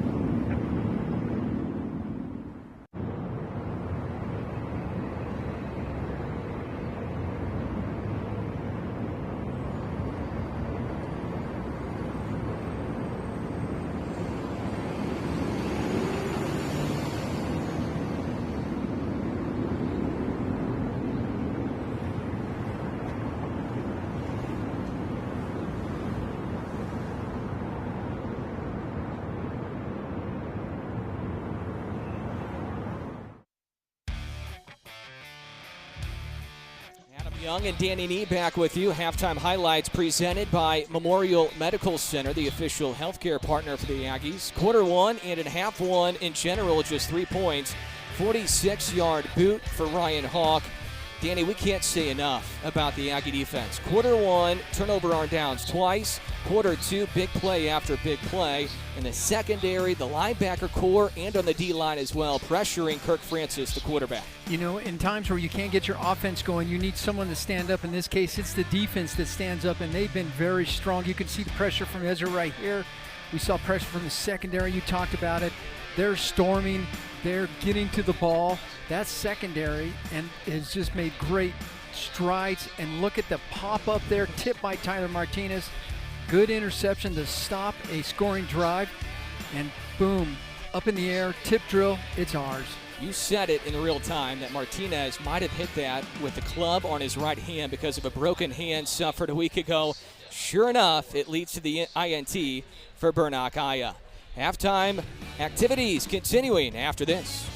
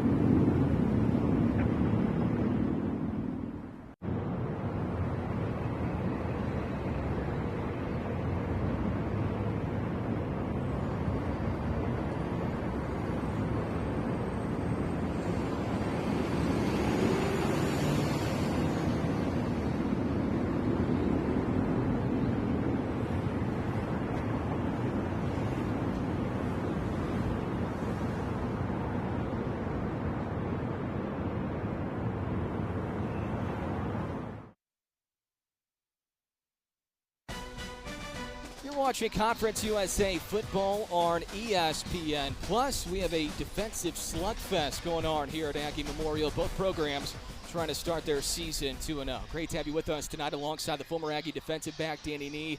My name is Adam Young. 6 quarters of football, partner for the Aggie D. They've only given up 3 points, 0 touchdowns. So outside of the obvious, only given up 3 points in 6 quarters of football. What have you really liked about that unit so far? You know, Coach Morris talked about swarm and compete. That's their mantra. We saw exactly that. Bend, don't break, swarm and compete, same thing. They were really putting their heels in it and didn't allow any points. Amazing. A lot of guys making plays. Team high 6 tackles for Nate Mitchell and Sone Alpiu. And the interception for Burnock Aya. Halftime stats presented by Blue Cross and Blue Shield of New Mexico. A good amount of offense, yardage-wise, for Tulsa, Danny, but bend, don't break. That's been the mantra so far. There's also a big difference in total plays in the first 30 minutes, correct? Yeah, there is. There's been 46 plays run by Tulsa and 27 by the Aggies. You can see the time of possession on the bottom down there at 17 and 12. I mean, they have a little ball a little bit longer, but not too much more. But the number of plays, and that just means they're running at a faster tempo, and that defense has been subbing, trying to hold on, and they've done a great job of just holding volley. Not a big offensive push from either group, just kind of a stalemate, if you will. I don't think it's going to stay at 3-0, though. I don't think so either. Second half action right around the corner. The Aggies receive the kickoff to start half 2.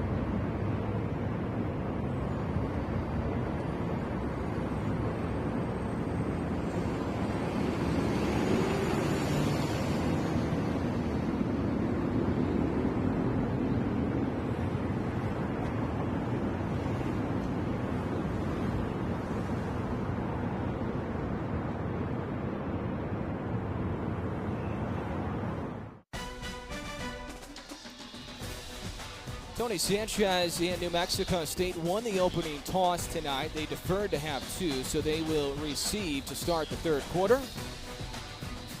Tony Sanchez in this program looking for a 2-0 start for the first time since 2014. In fact, looking for just the third 2-0 start to a season since 1993. This would be huge for the New Mexico State program ahead of the start of Conference USA play next weekend in Ruston against La Tech. Seth Morgan will kick off for the Golden Hurricane. A couple of running backs back deep for New Mexico State. That's into the wind. Callaway and Stanley, the return men. And Dijon Stanley will get up past the 20, but no further. And we're going to see the Aggie offense, which only accumulated 97 total yards in half one. Kelly had the chance to catch up with Tony Sanchez at halftime. Kelly, what did you find out? Sanchez really didn't say much different than what we heard from him during halftime last week, where New Mexico State was up by a mere 9-3, or what he's been preaching all season. He knew his defense was strong this year, and they have showed that during that first half. However, he said he needs his offense to step up. Eventually, his defense is going to get fatigued if they continue to see majority of time out there, and again goes back to New Mexico State's run game. He is happy, however, with the production and physicality out of his tight ends. He does think that that is improved, but he just really says that it's a young O-line is going to be a cause of why their run game is stalling in this first half.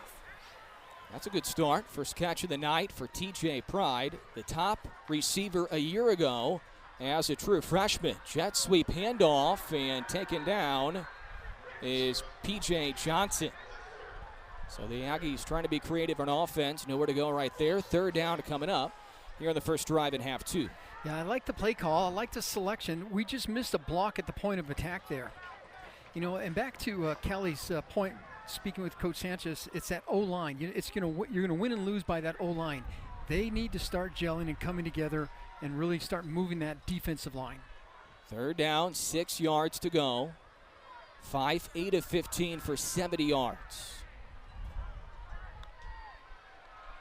He'll roll out left, and he throws incomplete. I think that was touched. There was a couple of balls deflected at the line in half one, and that one was well short, likely touched by a defender for Tulsa. That's too bad because we're wide open in the pattern, and so somehow we got to figure out a way to get the ball to the wide open receivers. Here he is right here. Yep. Right there, Ray Coney. Yep. Ray Coney's a long linebacker, 6'2", 240, transfer from East Tennessee State. Came over from East Tennessee State with head coach Trey Lamb. And this will take a nice bounce for Tulsa as it backspins at the 35-yard line. So you go back to halftime, Danny, and you're thinking if New Mexico State can generate some offense and potentially score a touchdown, you're looking at a 10-0 lead with your defense playing so well. Instead, just over a minute into this third quarter, you get the ball right back to Tulsa, and you continue to leave that door open. Yeah, and that offense has got to come in there and really spell that defense. That series is really disheartening as you come in off, the half, and you have all these adjustments and plans, and you don't move the ball at all. That's just tough. Question was, who would be the quarterback to start the third quarter for Tulsa? It is Baylor Hayes, who finished off half one, and Dominic Richardson is plowed right away. Nowhere to go for Richardson, who did have a run of 32 yards in half one, ran for 69 in the first two quarters. Gabe Peterson, that's a tough one to run into. He's a stout end there and really shut that thing down, and it just quickly. Pass is caught by the running back Richardson, but he is taken down. A shoestring tackle is made by Burnock Aya, who had the interception in the end zone in half one. Well, he doesn't get that tackle, so a quick toss to the outside, trying to get him in open space to make something happen, and Burnock shut it down and said, it just doesn't matter because I'm going to take him down.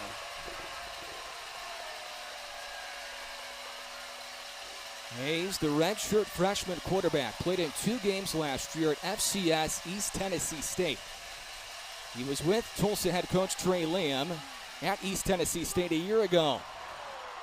Yards after the catch, Micah Tees And Hayes continues to be accurate. He finished off half one, throwing it pretty well, Danny. Yeah, he did. That was a good toss out there. Got Josiah Charles on coverage, and he just couldn't stay near him, and it just got some big yards after catch. That's too bad. We'll pitch it out here to Richardson, who got by Martinez, but could not get by Alpiu. Player down initially on the far sideline for New Mexico State. Nick Sessions slow to get up. Training staff came out to check in on him. So this will slow down this Tulsa up-tempo offense, which right now is being quarterbacked by Baylor Hayes, the redshirt freshman from Brentwood, Tennessee. It's all tempo. Quick toss to the outside, get the edge, get the corner, and go from there. And it's all tempo, and good thing there's an Aggie down on that, because then you come back to line of scrimmage and you're at it again. The numbers were not poor for Kirk Francis, the starting quarterback at half one, but he did not generate any points. He went 13 of 23 through the air. Check down pass to Presley. Hayes isn't trying to do much, but right now he's moving the offense quite well. Look downfield, trying to go for the deep ball. Everyone's covered. He quickly went to the underneath safe route back and still get some positive yards, and it's tempo again. Golden Hurricane used Presley a lot early on in the game. Presley will take the handoff here. Gets to the second level where he's sent out of bounds by Burnock Aya. You do not want to see number one in space, 5'6", 170, blazing speed. Yeah, in that last play, we had both Tyler and Sone trying to just take a bad angle in here. We got confusion. Aggie defense wasn't ready. Players weren't even out there yet. Tony Sanchez saying, what's going on here? There's a flag down. Tulsa snapped the football. The officials let them. New Mexico State had half of their defensive line still running on the field. Illegal substitution. Defense. 12 players or more. 5-yard penalty. Second down. Tony Sanchez trying to figure out why he wasn't given enough time to substitute there. Correction, the penalty results in a first down. That you probably see fairly often when you're a defense going up against a tempo offense. Yeah, that's the objective, right? So get us to do something that you don't normally do quickly, and in this case, not getting everyone off the field. Tulsa has been unable to finish drives. Hayes will tuck it and run. Baylor Hayes, far sideline, trying to sneak inside the pylon, and he is in. A scramble for Hayes, who runs it in, and Tulsa has their first points of the game.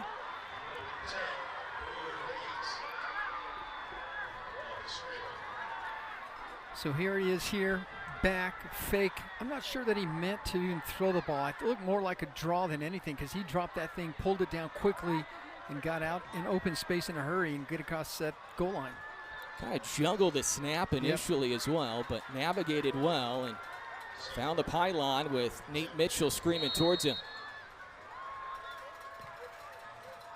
You knew it was only a matter of time before Tulsa would be able to get some points. They've been able to move the football at times pretty well. Point after is good for Morgan, and New Mexico State's defense in the third quarter in game 2 gives up their first touchdown of the season. That young man has been a spark plug. The redshirt freshman out of Brentwood, Tennessee, in a reserve role gives Tulsa a lead.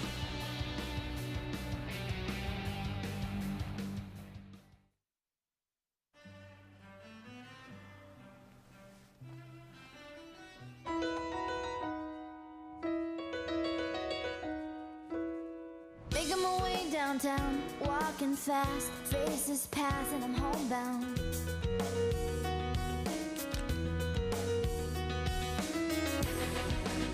And I need you, and I miss you, and now I wonder.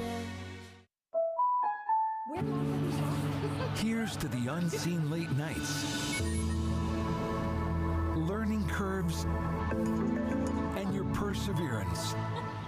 The behind the scenes is where the magic happens. It's where you shape your process and where you don't let anything hold you back.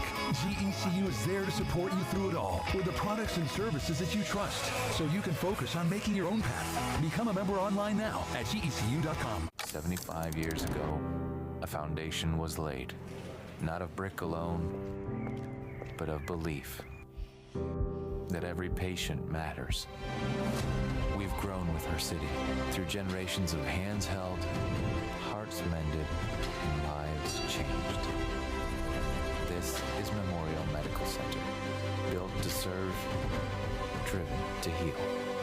Here for 75 years, here for what's next. Take pride in your work. The things that you make you. White Sands Federal Credit Union has built something to be proud of right here in the Mesilla Valley, helping generations of people at every step of life. Local people making local decisions, paying attention to the details with all the loan and financial support you need. When it comes to our community, come to White Sands Federal Credit Union, your local credit union. Trey Lamb, the head coach for Tulsa, was at East Tennessee State a year ago. He had a freshman quarterback, Baylor Hayes, who played in 2 games last year as a true freshman. So he got to redshirt. Now he's a redshirt freshman. He leads a scoring drive as he runs it in 24 yards away. Now he's hyping up the defense for Tulsa as well. Danny, I'll say it again. This young man has been a big spark plug off the bench, if you will, for the Golden Hurricane. Yeah, he comes in, gives them the spark, and the way you shut that down is you got to get something going on offense. You got to get that offense moving, getting some yardage. Seth Morgan kicking into the wind, so there could be a return. There was one earlier, and this one, was it inside the pylon? It was. Aggies will have it at the 35-yard line. It's a penalty flag because of the kick out of bounds. Free kick out of bounds. Kicking team. Ball be placed at the 35-yard line. First down. So you're getting some breaks. If you're the Aggie offense, you've had some pretty good field position at times as well because of the defense. And at some point, Danny, you need to see some consistency, and we just haven't seen it so far in the first 6+ quarters of football this year. And when I spoke with Coach Canova, who is the offensive line coach, I think it was his concern is that all these guys haven't played together. They're not gelling. Well, if there's ever a time to start gelling, it would be now. Now they're playing from behind for the first time this year. Pass is complete out to the 40-yard line. Jackson Owens, his first catch tonight, his second this year. Just need some simple passes, some simple pass and catch plays. Have the offensive line give Logan Fife some time to throw. And those quick throws are tough to defend too because you're out so fast. Only 3 receivers right now for the Aggie offense. Brown in motion. Callaway, the running back. Fife has time to throw. It is batted up in the air and then dropped in front of Fapel. And that time, Fife had some time to throw. It's just covered well by the defense for Tulsa. Yeah, I think Tulsa was there in his zone coverage. It looks like you're doing kind of a crossing pattern across the middle. You see all the receivers crossing each other right there. And it just needed to be a half a count faster because they were ready for him. Zach Williams, the safety out of Tyler, Texas, in coverage for the Tulsa secondary. Aggie offense 2 for 8 on 3rd down today. A big 3rd and 5 early on in half 2. Fife hooks up here with Donovan Fapel. It'll depend on the spot, and it looks like the spot is good for the Aggies, and it is enough for a first down. Wow, big first down right there. So who do you go back to? You go back to Donovan. He's been your guy you've gone to get that big catch, those big plays, and so that was one right there to move the sticks and keep them running. Fapel, the junior, had 2 catches for 30 yards in half 1. He had 5 catches for 99 yards a week ago. And Fife throws that ball out of bounds. So 2nd down and 10 coming up. P.J. Johnson was the nearest Aggie to that throw by Fife. No interceptions in half 1 for Fife, but there was a fumble. Although Tulsa could not turn it into points to finish off the half.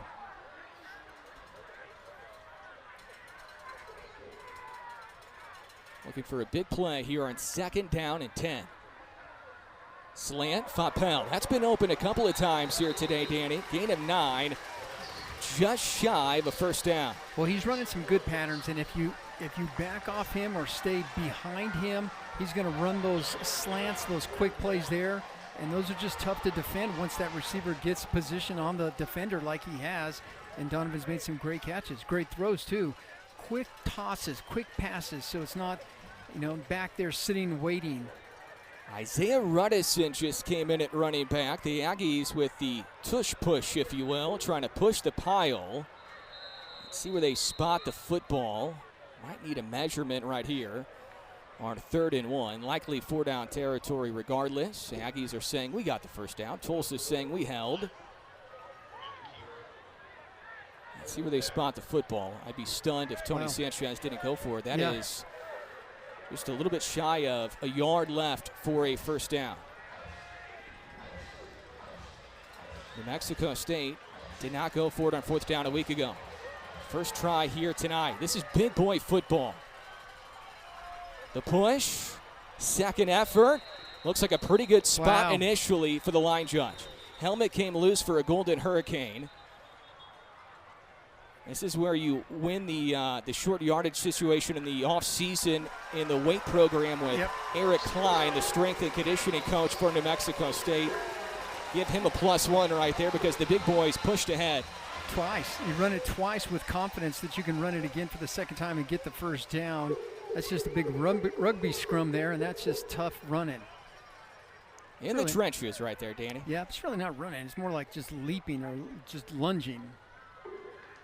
Tight end is Harris, running back, who takes the handoff Callaway and just didn't have a lot of time to make a move.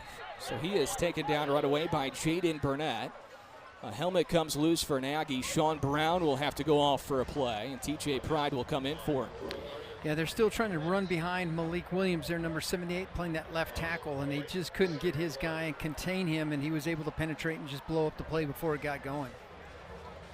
28 rushing yards before that run. So now 27 rushing yards for the Aggie offense.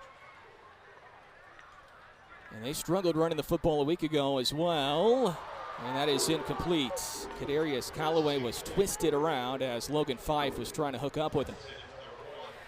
In these close games where it's so tight like this, those are the passes that you have to complete. It's a quick toss, and we've got to figure out a way to get those completed so we can pick up some extra yardage to make it more an attainable 3rd down. Callaway stays in at running back. Brody Malone, tall freshman, 6'5", wide receiver, bottom side of your screen here on 3rd and 11. Let's see if Fife looks his way. Fife looking right, throws right. Receiver comes back to it. Catch is made. That's Jackson Owens, his second catch during this try. That's confidence. That's timing on that. We're going to give him a little warning. Like, don't no excessive celebrating here. It's a comeback throw.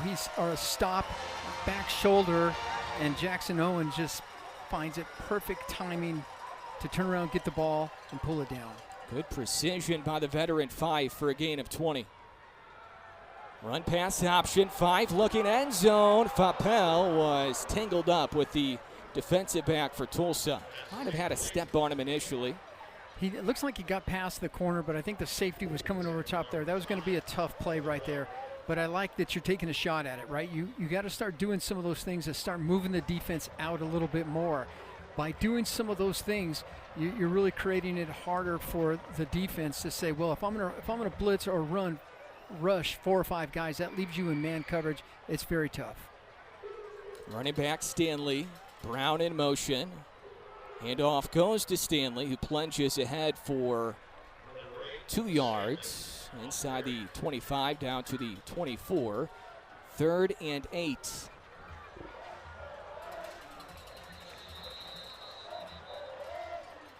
Player down for New Mexico State. That is B.J. Tolo, the lone returning starter on this almost brand new offensive line with first-year offensive line coach John Canova. So hopefully Tolo's okay. And Danny, you got to talk to Coach Canova a little bit this week. I did, and I asked about that offensive line, and I just was just trying to share some thoughts on, well, how do we get the guys going? What do you see? And he said, here's what I see. I see that we got a lot of talent. We got a great room. Cannot get them to gel. And right now, Tolo down, number 61 in black. We're back to Aggie Memorial after this.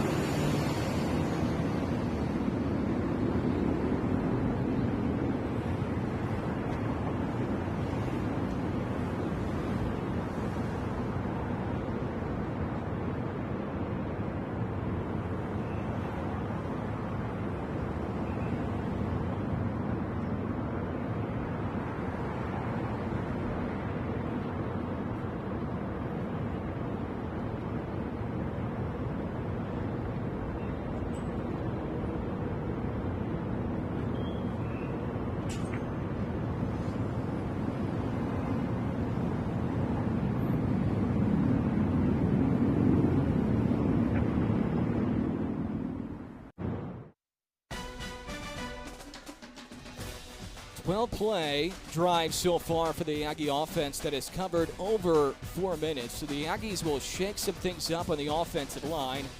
Florian Staler is going to be the left guard. Mateo Rodriguez, who had been at left guard, will shift over to right guard in place of the injured B.J. Tolo. 3rd and 8. 5 with time to throw. Lobs it near side, caught by Fapel. Touchdown, New Mexico State. Precision from Logan Fife. Adam, I think that's one of the no, yes, throw that all day long. Drop that down the pipes, and away we go. Donovan has just been lights out when we need him, and this was one of them. They're bringing lots of pressure on him. You can see all the pressure. Lots of guys back to protect him, and he just puts it, drops it on a dime.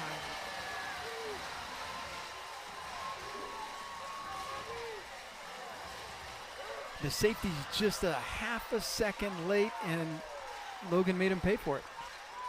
And that throw right there is why Tony Sanchez has absolutely gone all in since spring ball on Logan Fife. An experienced throw. The Tracy, California native playing in his 40th career game. Drops it dime to Donovan Fapel. First touchdown this year for Fapel, his 2nd career. Aggies back in front here in the 3rd.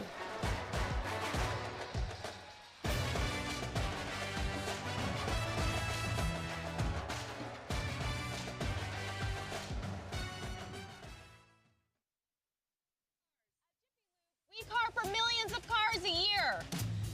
Sorry. Don't worry. Will you car for my car? We'll car for it like we car for our own. What about red velvet? Oh, she'll be carred for in a jiffy. Car for some carne asada? Cute. At Jiffy Lube, whatever your car, wherever you are, we'll car for you. Jiffy Lube. Car more. Every year, thousands of nursing home and assisted living residents face neglect and mistreatment. But as an ombudsman, you can be a voice for those who often go unheard. Ombudsmen advocate for residents' rights and ensure quality care. It's an incredibly fulfilling experience. I know because I am one. Whether you're retired or just starting your career, your dedication and compassion will make a significant impact. Learn about volunteering as an ombudsman today at aging.nm.gov/volunteer. For decades, Nusenda Credit Union has been here for you and for our communities. Through Earn Your Return and community rewards, you're earning cash back or supporting programs that will make a difference for generations to come. Whether your dream is big or small, we've got you. Good for you, good for our community.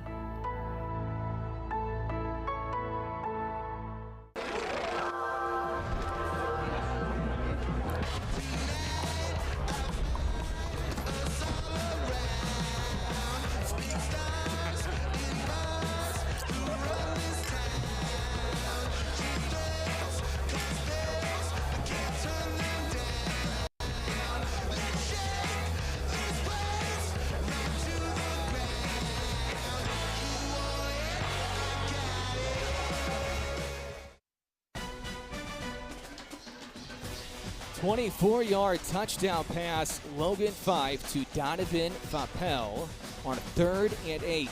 A 13-play, 65-yard scoring drive covering 4 minutes and 30 seconds. And keep in mind, too, the Aggies got better field position because the kicker, Seth Morgan, kicked the ball out of bounds to place the ball at the 35.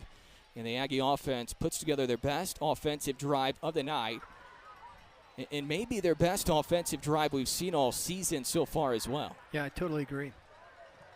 The kick by Ryan Hawk will go through the end zone, and we'll check in with Kelly on the field.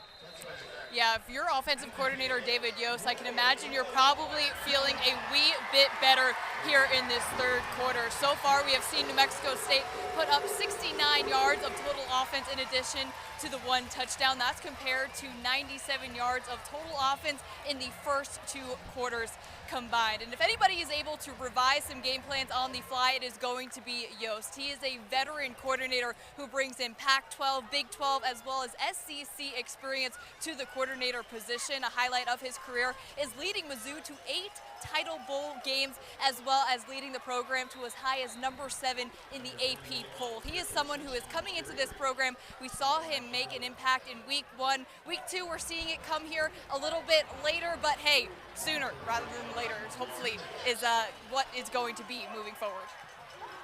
Absolutely. Thank you, Kelly. Nothing doing on this drive in the run game for Dominic Richardson, who's had a pretty good night with 77 yards before that run. Third down coming up for the Tulsa offense, Danny. It looks like, the legs on the defense, looks like they got a little spring in their step, and maybe that's because of the long drive that we just had. It allowed the defense to catch their breath and come back and ready to go. But we'll see. This is an important third down right here. We haven't seen any freshman moments yet for Baylor Hayes, a redshirt freshman out of Brentwood, Tennessee, who's been sharp in the passing game. Empty backfield for Hayes. Brad Vislisell trying to run him down, and Hayes gets back to the original line of scrimmage, and that is all. The transfer from Northern Iowa out of Mount Vernon, Iowa. Vislisell was all over the redshirt freshman quarterback. Man, he had radar lock, and once he got it, he just stayed with it. That was an absolute awesome way of tracking a quarterback and running him down, not allowing him to throw the ball. Vislisell just did a fantastic job there. Look at the quick get in the backfield, get down the line of scrimmage, does not allow him to get the ball off. That's a great job by that defensive line. Vislisell and Ezra Christensen both there. Nice response by the Aggie defense. Davies barely gets it away. Fair caught. TJ Pry. Good field position coming up again for the New Mexico State offense. Danny, what did you like the most about that most recent drive with Logan Fife operating at the QB spot? Well, I like that he threw the ball, passed it around. He had lots of time, so they gave him some time to go off and get these passes completed. And so that's what I really like, the composure with Fife. And some of those receivers just made some incredible catches. And he gave the defense some rest. That drive covered almost 5 minutes. So the defense got to take a breather. And now the Aggie offense can really get some separation right here. Donovan Fapels had another good night. That goes for 4 yards. A little more rhythm to the offense here later in the third. And I know we've said we got to get the running game involved. Got to get the running game. Most important, you got to have to get the win. And if you can throw the ball and they're giving you these 4 or 5 yard passes, you have to take them. And that's as good as running the ball. Aggies looking for their first 2-0 start since 2014. Dijon Stanley back alongside Fife. Stanley met right away by Coney, the linebacker. It's maybe a yard. Third down and mid coming up. The Aggies need the 48-yard line. Donovan Fapel posting some numbers early on this year. 5 catches, 63 yards tonight after 5 catches, 99 yards on a career day last weekend. The Aggies scored their touchdown earlier on a 3rd and 8. Tulsa showing pressure on 3rd and a handful. And Fife stays composed, and Fapel bulldozes past midfield. He ran over Zach Williams for an extra yard or 2 after a 9-yard pickup. Yeah, and I think he's looking at that first down marker and was like, where do I need to get? The composure Fife had, he knew that they were coming, and they did. You can see everyone coming to get him. And he just stood in there and tossed that ball to Donovan Fapel. A little crossing, a little slant. That's been open all day long. Great job by Donovan. Get that first down. Couple of big third down conversions for Fife in the Aggie offense here in the third quarter. Freshman Brody Malone was the man in motion. Fife will swing it out to Malone. 6'5" freshman wide receiver who had offer after offer coming out of high school. First catch tonight, second catch this year for Malone. Nice to get him involved, put his hands on the ball, get him in the open space. Big, tall guy, big target, right? So easy to get the ball out to him. Nice hands. He pulls that thing down quite easily. Second down and a handful after the reception for Malone. This is Pride in motion. Aggies haven't used him a ton yet this year. First catch for Gavin Harris tonight. And the transfer from Central Michigan will move the sticks. And once you get to that offensive line, it's like, okay, we can't hold them. We have to start figuring out other ways we can do it. You can do some quick passing, some slants. The other thing you do is screen, right? So you let them through, dump the ball over top. Nice setup. That's a good call by Coach Yo saying, look, you guys got through, dump it over top, go get the first down. Harris a week ago was one of Logan Fife's main targets. Fresh set of downs. The Aggies will scrimmage from the 37. Let's see if they take a shot right here on 1st and 10. Fife back to throw. Gets by a Golden Hurricane. Flag comes down, and Fife will angle out of bounds at the 35-yard line.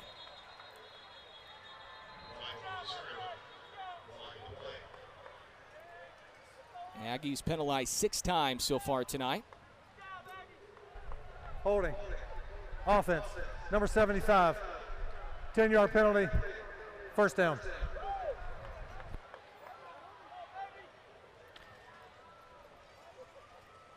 And that was a misidentified number again by our referee tonight. That's on 76, Armando Nieves, junior out of Phoenix, who transferred in this year from Hutchinson JUCO. He's had a tough go of it in his first start. That's his second penalty. He's out there, man. He's trying to make a difference, and so I applaud him for that. Tough test for this offensive line against a very good Tulsa D-line tonight. Aggies trying to extend their lead with just over a minute left here in the third. Fife had to get rid of it quickly, and it's a diving, incomplete pass that the receiver Fapel was trying to reel in. It wouldn't have gone for much anyway, so no harm done. I think they're going to just keep the pressure on Logan. The more this game proceeds, I think the more people they're dialing up from different angles to come get Logan, because they know if he stays back there and he has time, he will find the receivers. 2nd and long. Pass is complete, almost near the first down marker. check that, TJ Pride on the catch. A couple yards shy of a first down. Again, they're bringing 5 people in there. You have to leave someone back there to pick up all of the extra people coming. Dump the ball off to TJ Pride, dumps it to outside there. Great pass. Aggies needed 23. They get 21. This could be 4-down territory potentially. Right now it's 3rd and 2. 10 seconds left in the third quarter. Isaiah Ruddison with his first carry of the season, only his 2nd career rush, and he gives the Aggies a first down. Key first down, so Coach Yo says, let's bring in someone new. Certainly they're not looking for the new guy coming in off the bench that he's going to be carrying the ball. More of a blocker. Give him the ball, get the first down. Danny, we've been singing his praises since spring ball. Had a great no spring, doubt. a great preseason from nearby El Paso. Continues the Aggie drive. Aggies in front by 3 as we go to the 4th.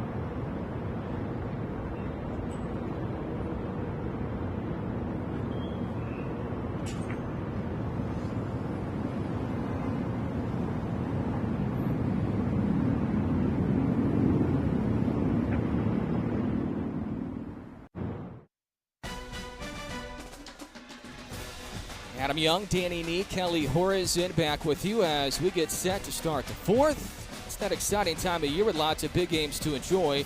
It's also the time of the year when drunk driving crashes and fatalities increase. Stay in the game and designated driver together. We can end DWI.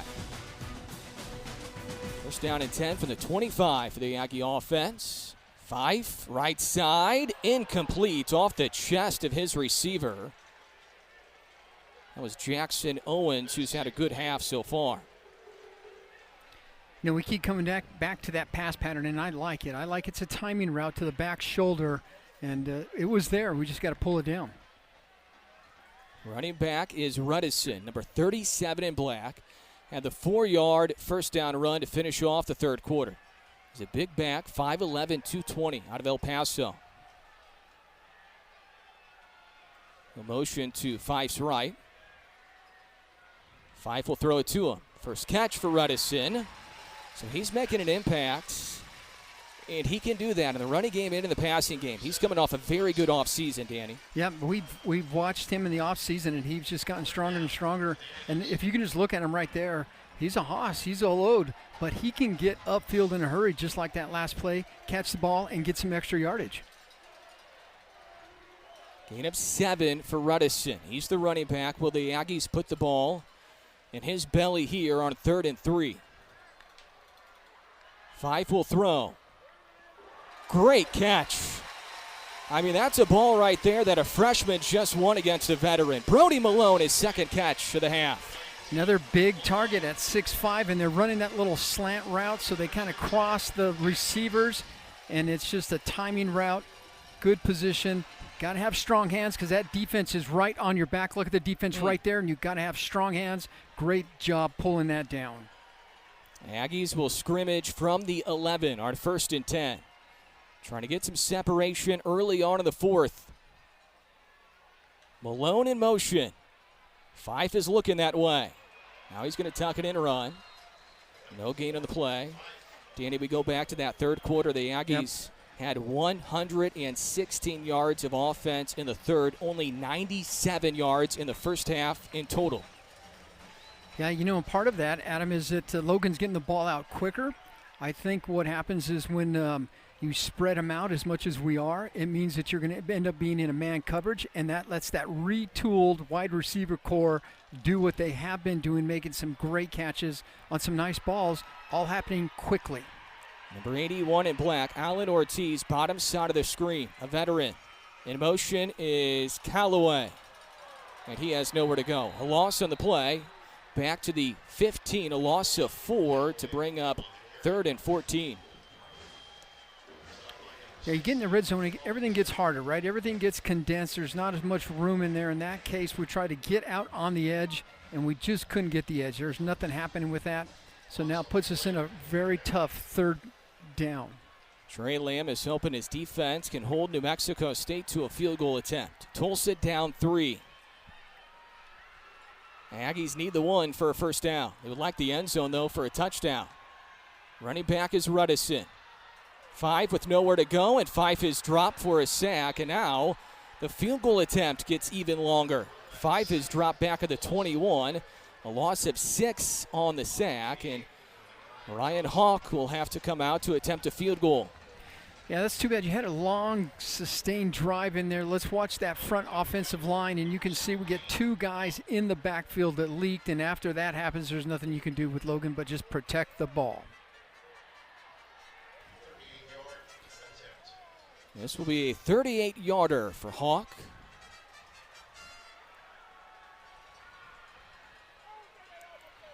And Ryan Hawk stays red hot. Made a field goal in the first quarter from 46. This one officially a 38-yarder. You wanted 6, though, Danny. I mean, you were getting greedy. You only get 3. You wanted 6. Now the lead is 6 early on in the fourth here in week 2.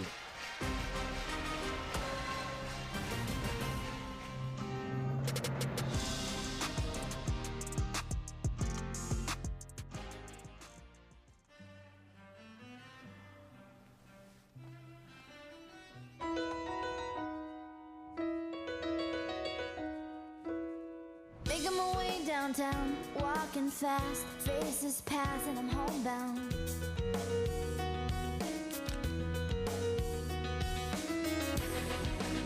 And I need you, and I miss you, and now I wonder. 50 years ago, the Muscalera Apache tribe introduced the world to a new destination, Inn of the Mountain Gods. What began as a small hotel has evolved into New Mexico's premier mountain resort. To all those who have supported our tribe through the years, we thank you and welcome you to celebrate the 50th anniversary with us. Hashlatine bagotli, hashlatine benagotla. Yeah.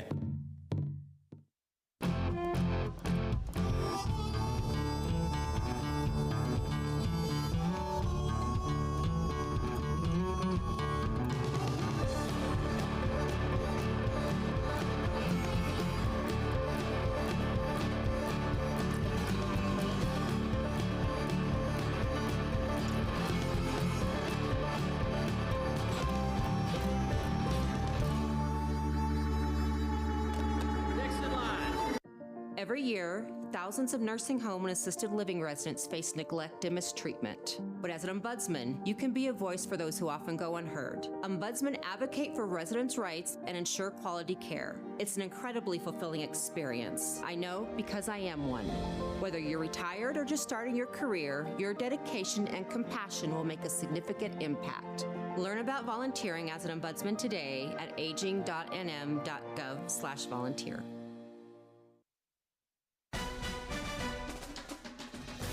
Aggie offense starting to find some consistency.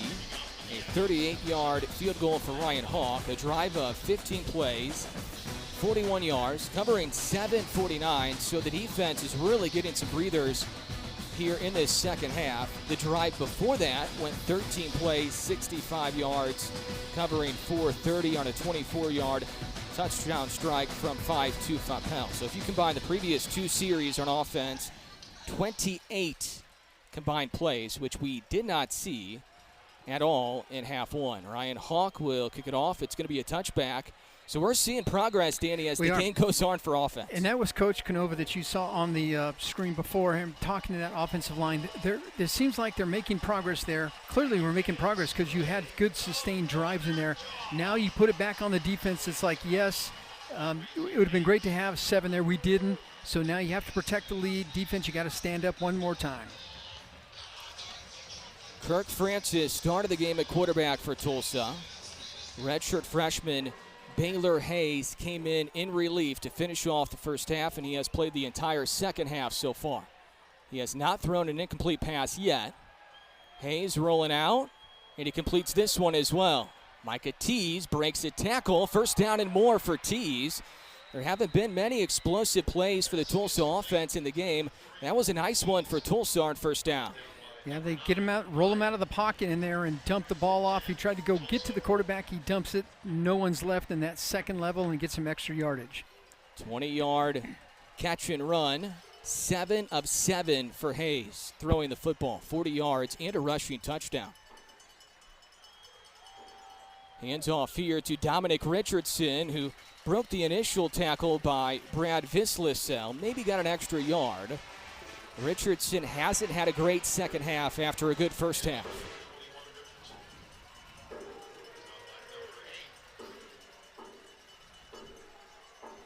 Once again, Hayes only played in 2 games a year ago, and that was at East Tennessee State with Tulsa head coach, first-year head coach Trey Lamb. So very little collegiate experience for this young man. But he's been composed. Hands it off to Richardson, who gets by Vislisel, and once again, maybe gets an extra yard.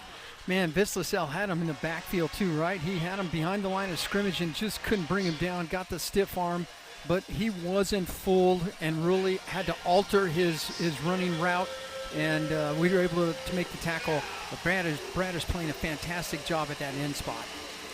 Tulsa ran for 263 in their opener. They have 113 tonight, 83 of those coming from Richardson. Hayes will pull it on 3rd and 6, gets a block, but not good enough. Josiah Charles was right there for the Aggie defense at midfield. 4th down for Tulsa.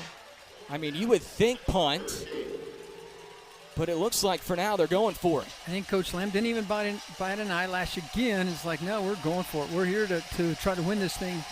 This is a good 4th down right here for that defense. See if they can stand up. Tulsa 0 for 2 on 4th down tonight, 4 for 4 a week ago.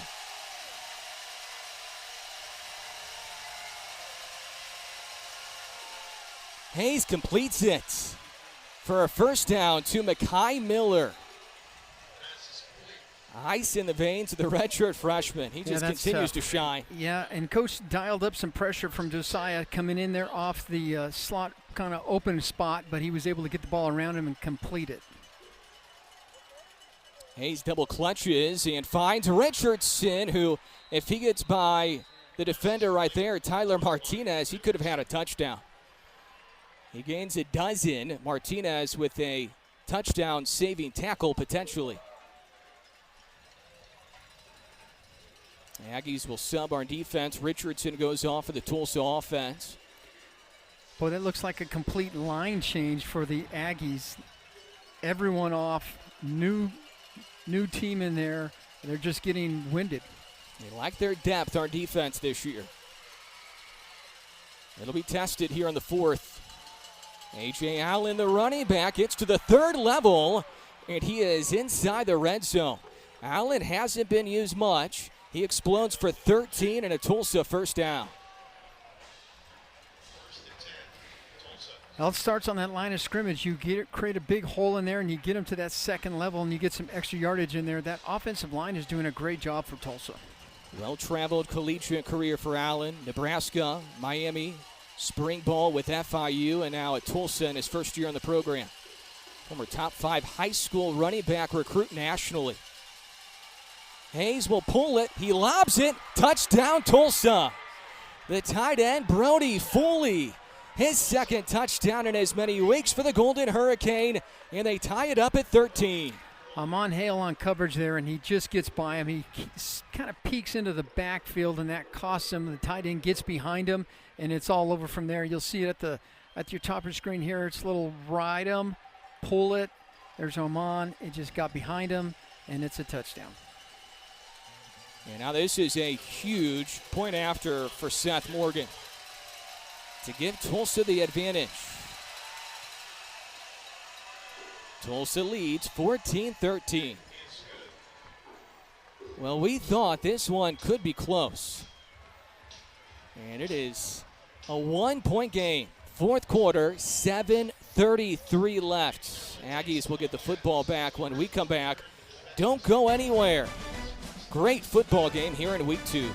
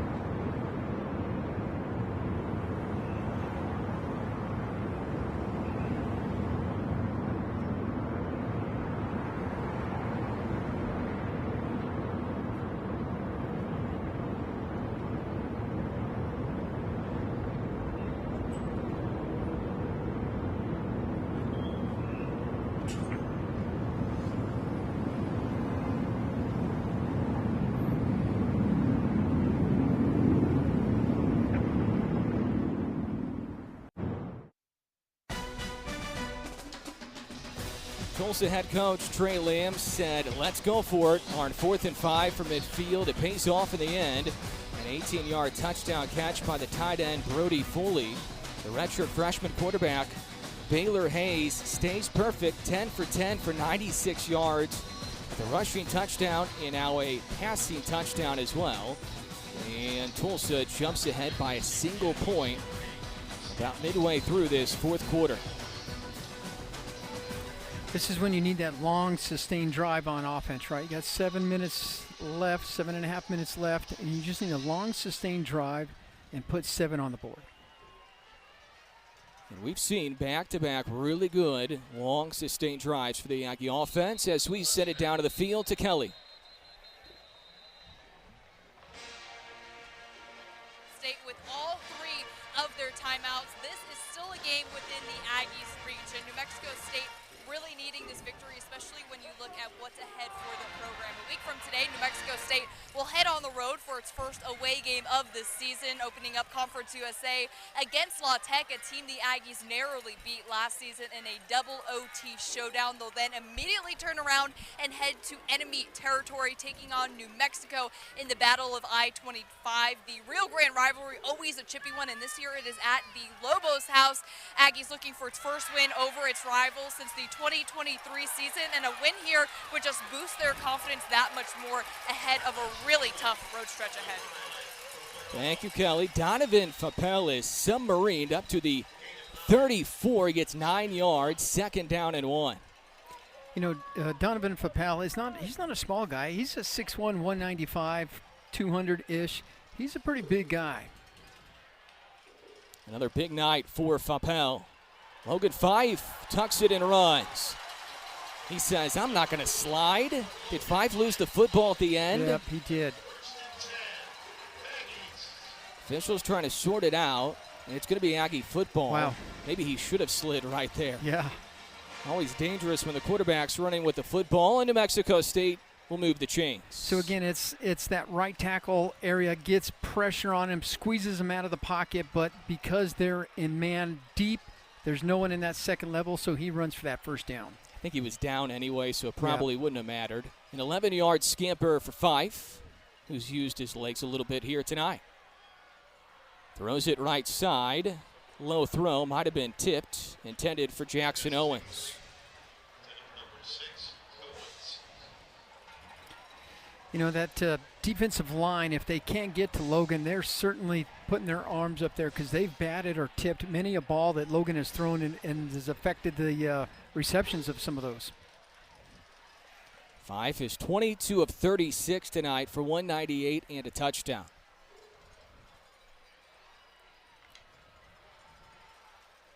That's a wide open P.J. Johnson here.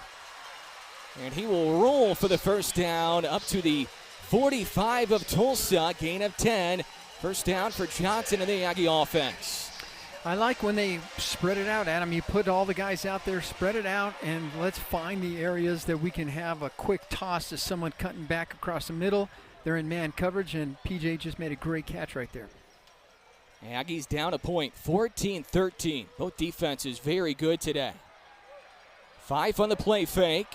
Up top, incomplete. He was looking for the freshman Malone, who's had a heck of a half. Well, if anybody can catch that, it's the 6'5", Brody Malone. That was a good ball he threw, too. He gave him a chance back there, and it was a kind of a stop-and-go pattern that he ran. He got a little bit behind the defender. Logan threw a great ball, and he just couldn't bring it down.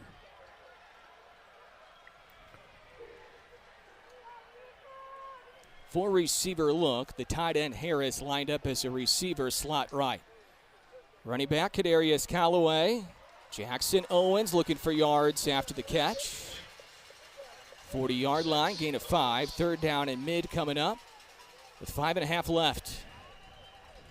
You know, that same formation where you spread everyone out, you leave one back in the backfield for picking up any blitzing, but they haven't been blitzing, but it puts them in man coverage, and just those quick little slants, those little hitch patterns have been wide open. Isaiah Runnison now the running back on 3rd and 5 from the 40. Fife's throw is caught by Brody Malone. Danny, he keeps How on the winning heck? 50-50 balls at receiver. How did he catch that ball? We're going to have to look at that again here and see what he does. That's Brody out there, the 6'5" freshman. Man, he just pulls that down. I'm not sure how he caught that ball. Good pass by Logan, too, because they were bringing a blitz, and he had to get rid of it fast. Third catch of the half for Malone. 6'5", 205 freshman out of Houston. 5 clutched. Near side, Owens. Flag comes in. There was a lot of tussling. And we'll see if it's pass interference on Tulsa. It appears so.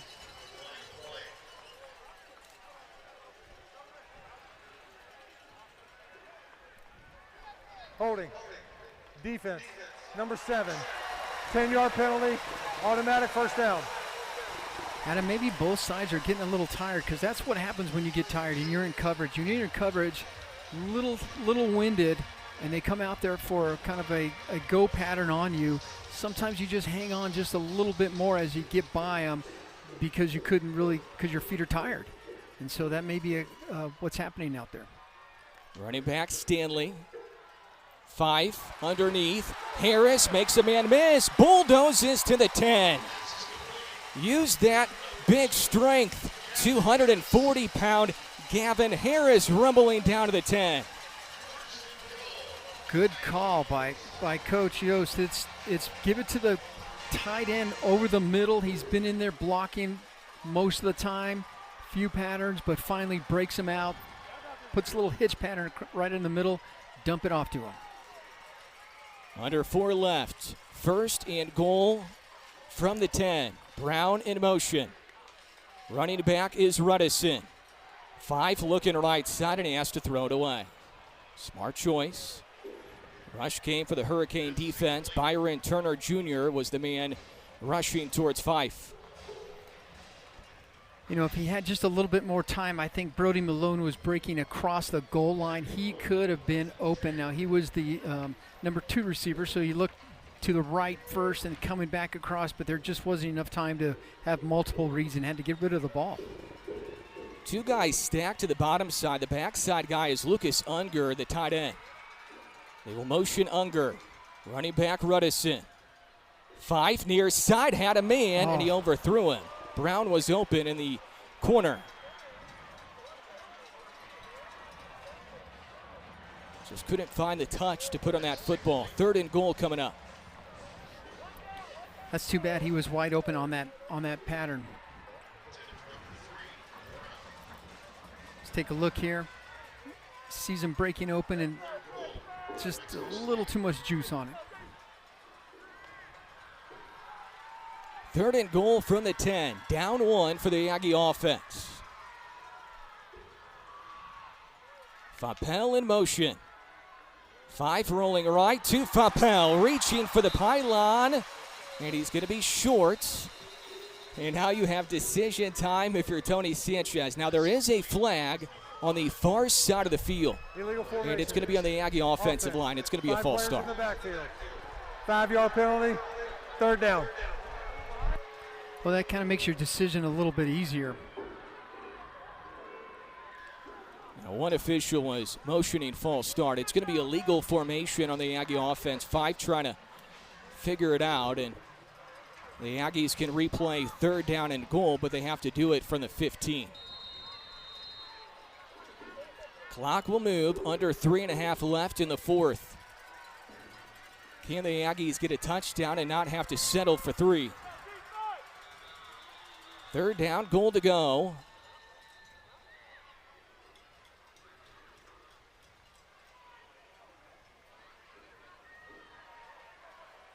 It looks like a timeout was called, but we haven't seen a signal yet. Tony Sanchez trying to figure it out with the officials. They're huddled up. Tulsa is going to huddle up on their sideline. Nobody called timeout yet.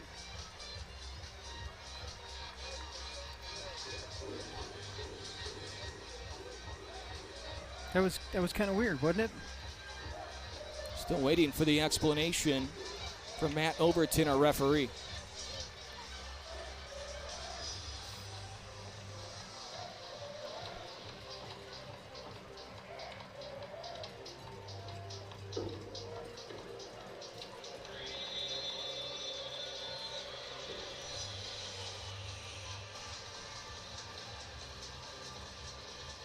Let's see if we'll get one or not.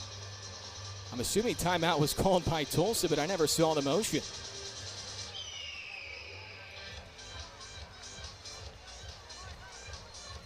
So we'll go with that. 3rd and goal from the 15 coming up.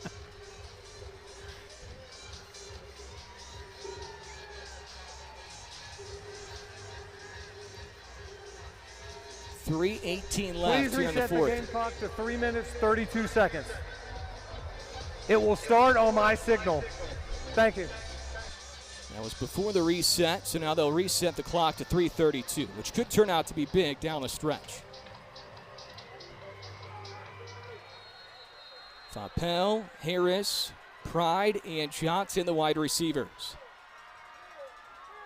5 throws, and it's hauled in by Gavin Harris. Touchdown, New Mexico State. They're back in front.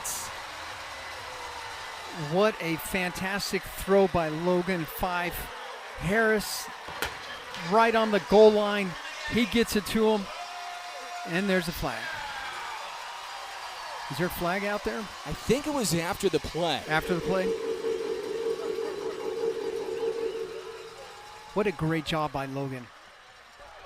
There is no foul for unsportsmanlike conduct. The ruling on the field is a touchdown. There was celebration going on. They threw a flag initially on Gavin Harris, but they pulled it. So let's take a look at it here. You see Gavin right there in the middle of your screen. There's no doubt that Logan had him spied the whole time. A big body out there at 6'3", 240.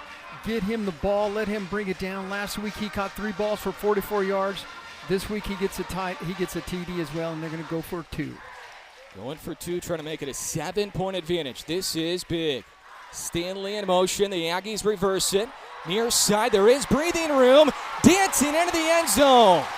2-point conversion successful for P.J. Johnson. Great call by Coach Yost. You work on these all week, and it's like, do we ever get to run them? You get to run them when the time is right. The time is right.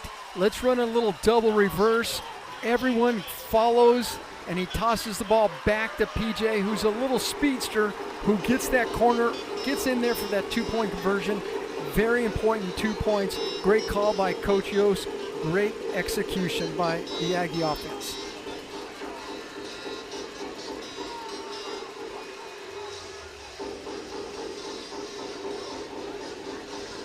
New Mexico State looking for their first 2-0 start since 2014. And if you go even further back, just their third 2-0 start to a year since 1993. Let's take a look at this double reverse again. Everyone on Tulsa's side is on the left side of the line, left side of the screen. There's no one on the right. He's walking in. I just had to quickly look around. It's like, was there any penalties? Because we've been so penalty ridden with 8, and there was none. Great execution. Again, great call. Great job. Another really efficient drive. 11 plays, 75 yards, 4 minutes, 10 seconds. So you got 8 points, and you use clock. You might only need one more stop from your defense. And they have been so good in the first 8 quarters of football this year. Ryan Hawk has done his job tonight. And now the Golden Hurricane offense with a redshirt freshman quarterback will start from the 25-yard line on the road in their road opener with 3:23 left. Kind of getting exciting. Defense has been strong for most of the game. They get a little tired in this third and fourth quarter. If there's ever a time that you want to get back into this and put your heels in the ground and dig in, it's now. Baylor Hayes, the quarterback. Running back Dominic Richardson. I mean, that 2-point conversion, that was massive. That's a game changer.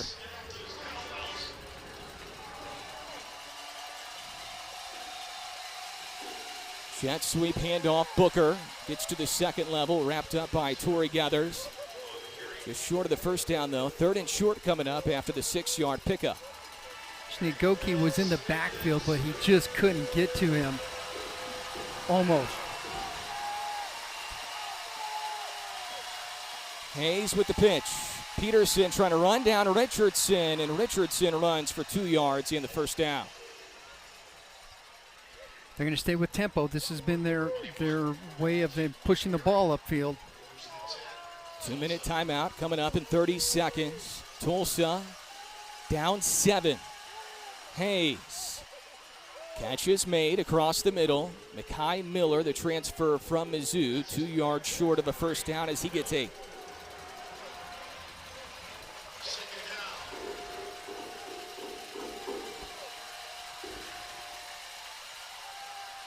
Richardson plunges for the first down. So Tulsa approaching midfield, and that will take us to the 2-minute timeout. Do not go anywhere. Tulsa will scrimmage from the 47. Down 7. 2 minutes left in the fourth.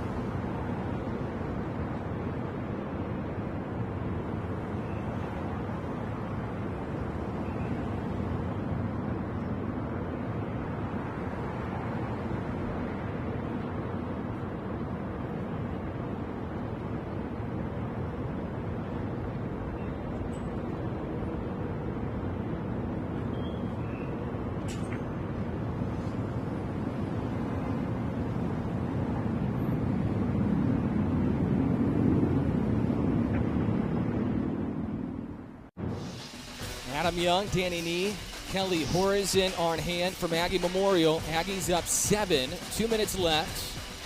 First and 10 for Tulsa, just shy of midfield. Dominic Richardson has run for 91 yards tonight on 19 carries. It's been backup quarterback Baylor Hayes in the game since the final drive in half one.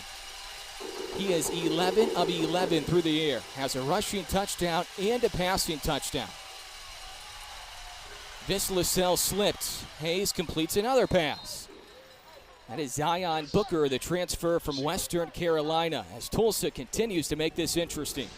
As soon as Hayes pops out of the pocket, I think it's just giving the receivers more time to get open. As long as we keep him contained, it seems like we do a lot better. But anytime he breaks containment, it's really getting tough on our secondary. The Aggie defense has made so many plays in the first 2 games this year, and the offense has had a very, very good second half tonight. Can the defense hold?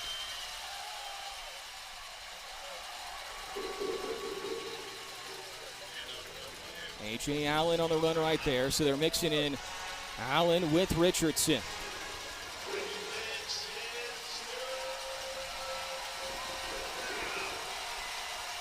Third down for Tulsa. The pitch to Allen. Oh. It will depend on the spot, and it's not a good one for Tulsa. It appears to be short. Trey Lamb can't believe it. It was not a good spot for Tulsa. It's going to be short, and fourth down is going to be coming up if this spot holds. And I think it was that Sone that was in the backfield. Someone had him all the way in the backfield and just couldn't hold on. Let's look right there and see if it was Sone. Well, first of all, I think this LaSalle that was back there that almost had him pinned and couldn't do it.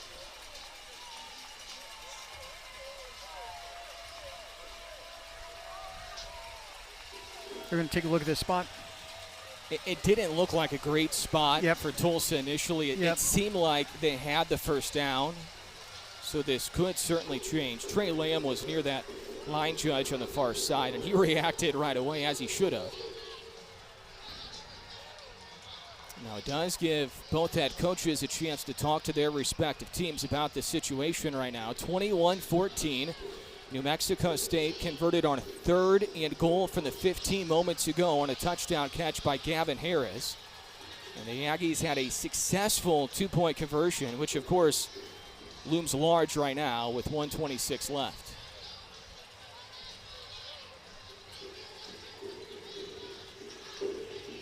Tulsa hasn't started their season 2-0 since 2015. Meanwhile, New Mexico State hasn't started 2-0 since 2014. The helmet did come off for Nate Mitchell in the process, so he will have to sit out for a play.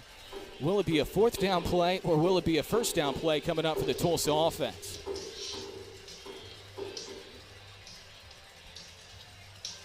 We've been extremely impressed by Baylor Hayes, the redshirt freshman quarterback for Tulsa, who's trying to lead a tying drive here late in the game in his first FBS action.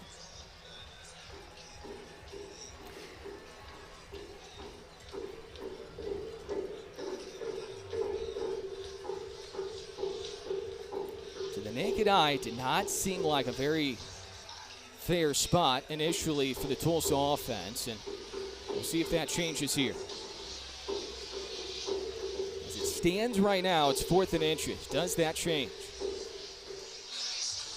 This is a very long review. It's such an important play in this game, of course. It could be the game coming up. By the way, coming up next, Tulsa will have conference play in the American. They're going to play Navy at home next weekend. Aggies will have their conference opener on the road against Louisiana Tech. And La Tech hung around with LSU in Baton Rouge tonight. 23-7 was the final score in that game. That's pretty impressive. You know, on this drive, Tulsa has to get in the end zone too, right? Three does nothing for them. We got 1:26. Got 3 timeouts on both sides. The defense has really got to stand tall, and it starts with a big defensive push. Let's see what they have to say here. Here's the call coming up. After review, the ruling on the field is upheld. It's 4th down.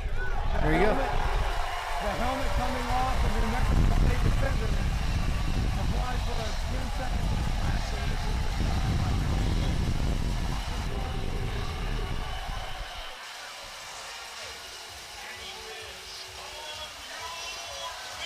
Tulsa converted on a 4th and 5 at midfield earlier in the quarter. They misfired on 2 4th downs, though, in quarter 1. 4th and inches, potentially for the game right here. Big boy football.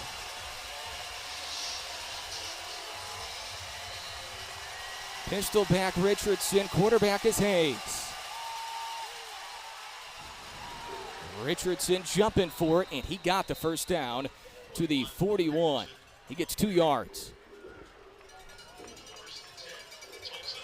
That offensive line is big, and they're good for Tulsa. Foley limping off, the tight end for Tulsa. Yep, you know, that Aggie defensive line has really had their hands full, and it's going to be those guys are going to make a difference. Them and the defensive end. If we can keep everyone contained, I think they'll be okay.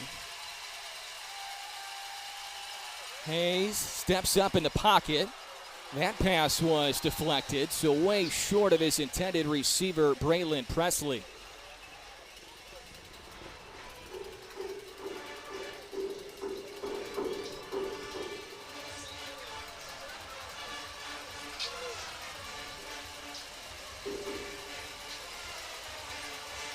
Well, Jamal Thompson Jr. got a paw on it. Haven't called his name as much tonight. He was all-world last weekend. 2nd and 10. A $1:04 left. Booker, the motion man. Presley looking his way. Presley getting by Christensen. And he throws it downfield. Flag in. Caught by Mekhi Miller inside the 5-yard line. There is a flag down, though, and Miller can't believe it. That's Nick Session on coverage there. And again, here we go. Let's see. Number 8 went out of bounds and came back and was first to touch the ball. Illegal touching. It's a loss of down at the previous spot. 3rd down. That's what you call a tactical error. We've seen an illegal touching call 2 straight weeks now, Danny. Miller knew it right away. That was a heck of a catch in heavy traffic. And now Tulsa really backed up. Yeah, let's see if we can tell where he went out of bounds. You see him at the top of your screen, at the top right there. He's just drifting over. There he goes. He steps out. Here we go. Play football.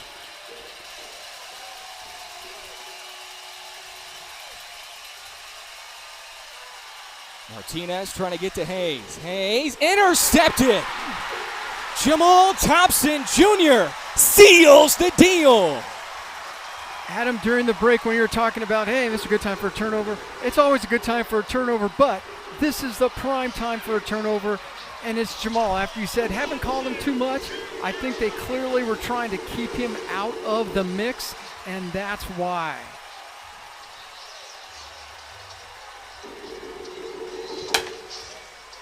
The transfer from FCS Samford was impactful in the Samford program a year ago. And in the first 2 weeks, he has made his mark so far in the FBS. Dropping in coverage at that jack linebacker spot, Danny. Yeah, that's fantastic. And maybe that starts with Tyler Martinez and the pressure. Tyler didn't get to him, but he forced him to get out and throw, maybe not as settled as he would want. And Jamal just makes a fantastic interception. What a great athlete, so it wasn't going to get by him too easy.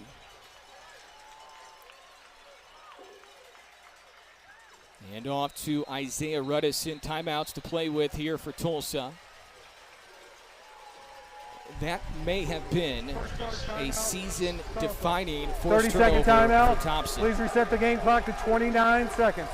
29. That's a great job there. That's a fantastic effort by Jamal, by just being in the right spot. You try to get between the quarterback and the receiver. You're going to get in between the line of passing, and when you do, things can happen. You have to try to get it up over top. He wasn't able to do that, maybe partially because Tyler Martinez put so much pressure on him. He slipped, but he had to throw the ball not as much settled as he would have liked, and I think Hayes just didn't get enough over top, clearly didn't get enough over top, and Thompson was just there to grab it. Danny, we've been singing the praises of Hayes the entire night, but you felt like at some point there could be a freshman mistake sprinkled in. He just hasn't played a lot of collegiate football. And it occurs in the final minute of the 4th. Tulsa still has 2 timeouts. So the Aggies cannot go into victory formation yet. Fife needs to take care of the football. He's had a couple of fumbles today. One they lost, one they recovered. So Tulsa can call a timeout again. 30-second 3rd down coming up. And this is where having a veteran quarterback, I know he hasn't started a ton during his collegiate career, but a veteran quarterback who's played a lot of collegiate football, this is where it comes into play. Logan Fife trying to milk away the clock here in the final 30 seconds to put the Aggies at 2-0 for the first time since 2014. On the night for Jamal, he had 3 tackles, 2 solos, 1 tackle for a loss, 1 interception, 1 QB hurry. I'm sure part of their game plan is if someone's going to beat us, it is not going to be number 6 on defense. He may have just beat him, though. He didn't have the numbers and tackles and sacks as last week, but comes out on a key interception. 1 timeout left for Tulsa. 3rd and 8 with 24 seconds left. It's going to be Fife again.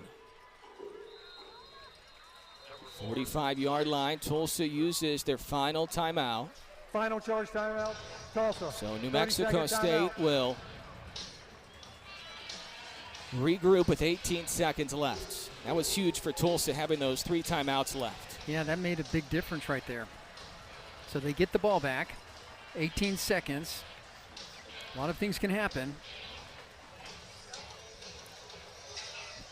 Tulsa has to put it in the end zone, so they need 7. You try to cover all these scenarios during preseason practice, but it's almost impossible to get to every single scenario, especially when you have 55 newcomers trying to learn the system. Yeah, no doubt. But a lot of them have been playing football at other places, other spots, and so at the end of the day, you go through all these football scenarios, and it's the same thing for a lot of different spots. Let's see what we can do here. Max Dean, the punter, with 18 seconds left. Booker, the return man, has to backpedal, and he will get a return with no timeouts left, and he can only get up to the 10-yard line. Great coverage right there. The Gunners were just spot on. Great punt, pin him deep. Don't let him out because he can make you hurt as well. So now they got to go the length of the field in 9 seconds. And you like the hang time too? Wow, because you took 9 seconds off the clock. Yes. They officially spot the ball at the 11 with no timeouts left for Tulsa.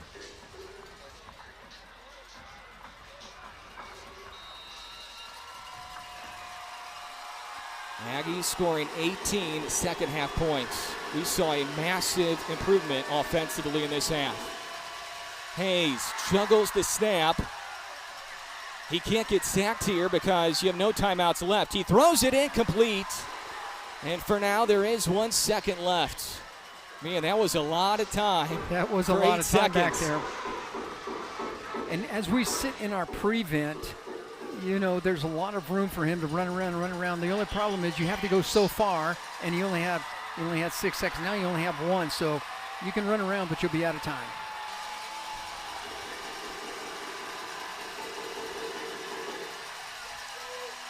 One second left.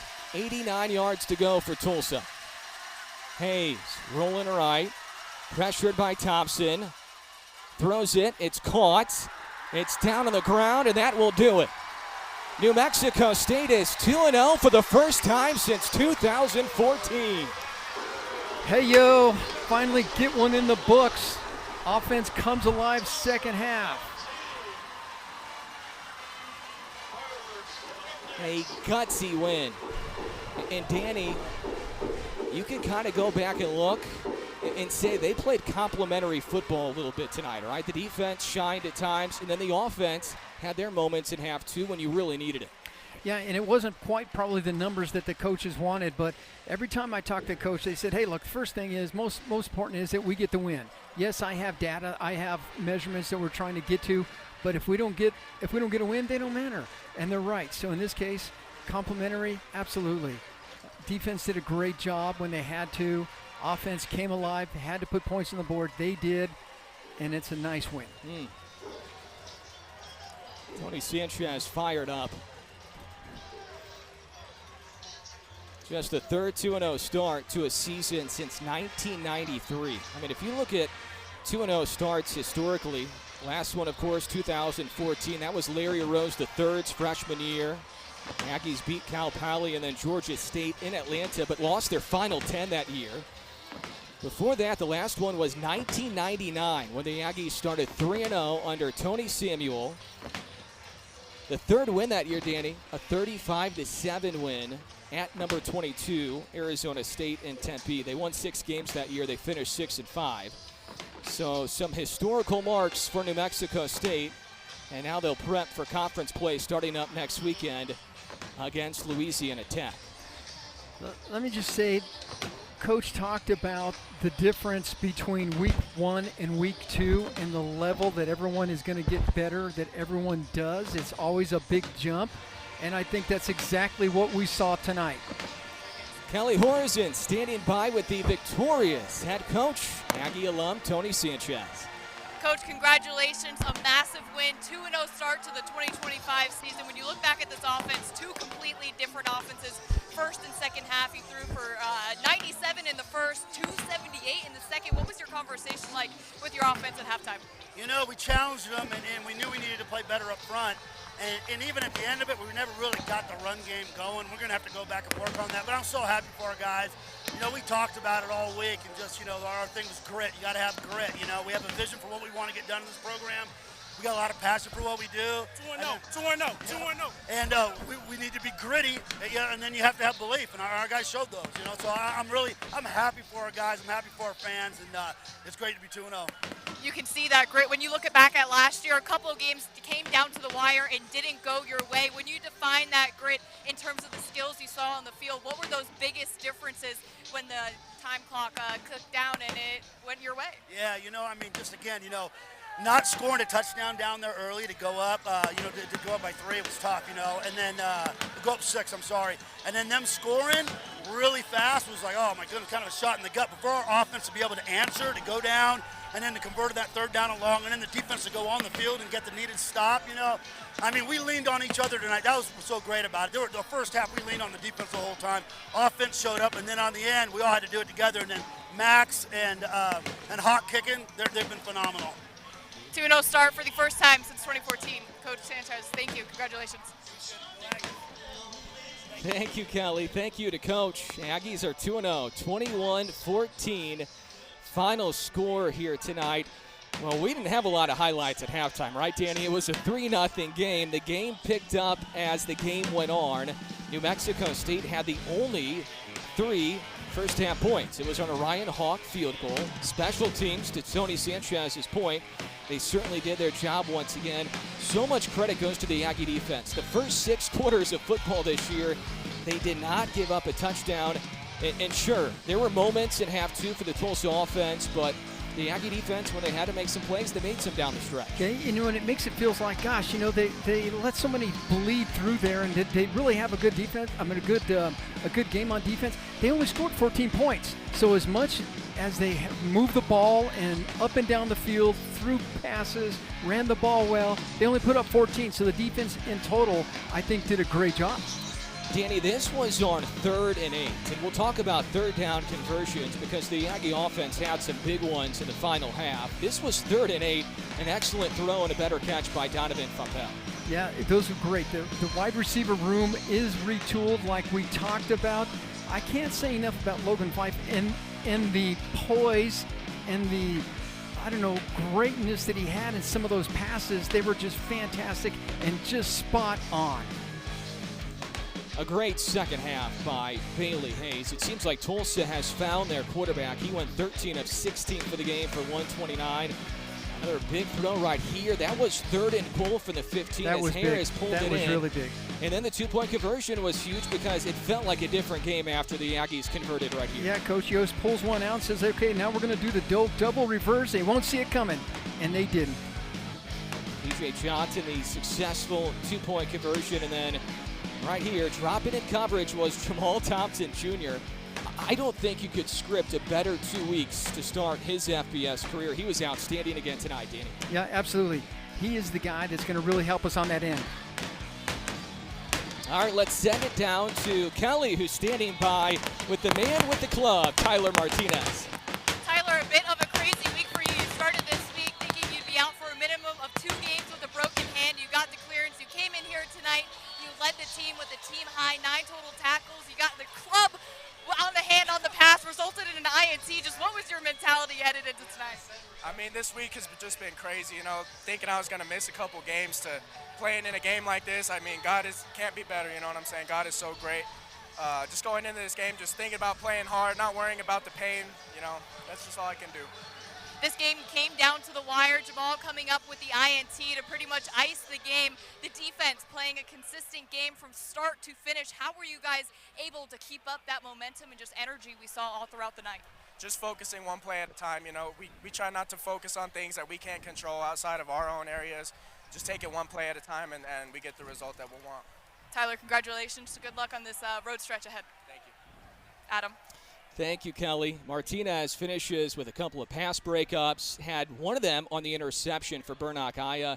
Team high 9 tackles, basically playing with one hand here tonight in the 21-14 win. Our highlights earlier were presented by Memorial Medical Center. Our stats right here are presented by Blue Cross and Blue Shield of New Mexico.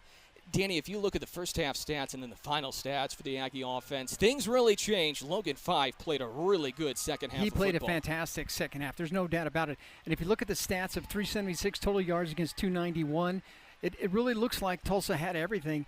But really, the defense only gave up 14 points. It wasn't too bad at all. And so, yes, they moved the ball a lot, but just didn't get it in the end zone. And then when we needed it, Logan Fife did get it in the end zone. How about time of possession? The Aggies leapfrogged Tulsa. They had some really long drives in that second half, which gave the defense a breather. I think there was 2 long drives, and I know you commented on one. It's like, man, maybe that gives the defense a chance to get their legs underneath. Absolutely it did. 2 great drives. Give the defense some extra wind to come back and help out. Whataburger is the sponsor of our play of the game, and we had so many options here tonight. The offense had great moments in the second half. The Fapel touchdown catch. Then later on, the Harris touchdown catch followed by the Johnson 2-point conversion. But this is the sealer right here, right? I mean, when Jamal Thompson Jr. steps in, gets the pick, that basically finished the ballgame. Yeah, it pushes him out of the pocket. You see Tyler Martinez right there, just not get to him, but it takes him off his game just a bit. Jamal jumps in the middle, the line of throwing for the quarterback, and he pulls it down. So things are good if you're an Aggie fan. 2-0 start for the first time in 11 years. And now the Aggies will get set for Louisiana Tech coming up next weekend in Ruston. So a road test coming up. It's also the Conference USA opener. We talked about that score in that La Tech game from today earlier on. They only lost to LSU 23-7. We know the Tigers of LSU are a good football team. So that's a quality test next week. But I mean, everything changes when you're winning football games. Practice becomes easier. You're 2-0. You're feeling pretty good. You are, and you feel really good about it. And there's just everything kind of starts clicking. It's like, okay, I think I got it. Yes, they're a good team coming up, but this was a good team that took a major step forward for New Mexico State this weekend, and so they need to celebrate it tonight and go to work tomorrow because they'll have their hands full. We thought the defense could be really good this year. 2 tests so far, and they've passed both of those tests. Meanwhile, the offense, they built a lot in that second half. They have some confidence going into next week. Yeah, that second half was really all about Logan and that receiving core, getting the ball out quickly. A lot of receivers pulling down some great catches. We talked about the retooled wide receiver room. Yeah. You could see it tonight for sure. Gutsy win here at home for New Mexico State. Good crowd. Had some weather early, but quite the finish here at 10:30 as New Mexico State defeats Tulsa by a final of 21-14. An outstanding, phenomenal job by our entire crew again tonight. They weathered the storm earlier in the day. They did a great job all day. Our director, Vinny Conway, producer, Rito Rodriguez, Val Acheluz Pastrana, our engineer, Jared Woods, Anthony Casals, our stats, our entire crew. Kelly Horizon down on the sidelines, my partner Danny Nee, Adam Young saying so long from Aggie Memorial. All games airing on the ESPN networks are streaming live and also archived on the ESPN app. This has been a presentation of ESPN. Good night from Aggie Memorial.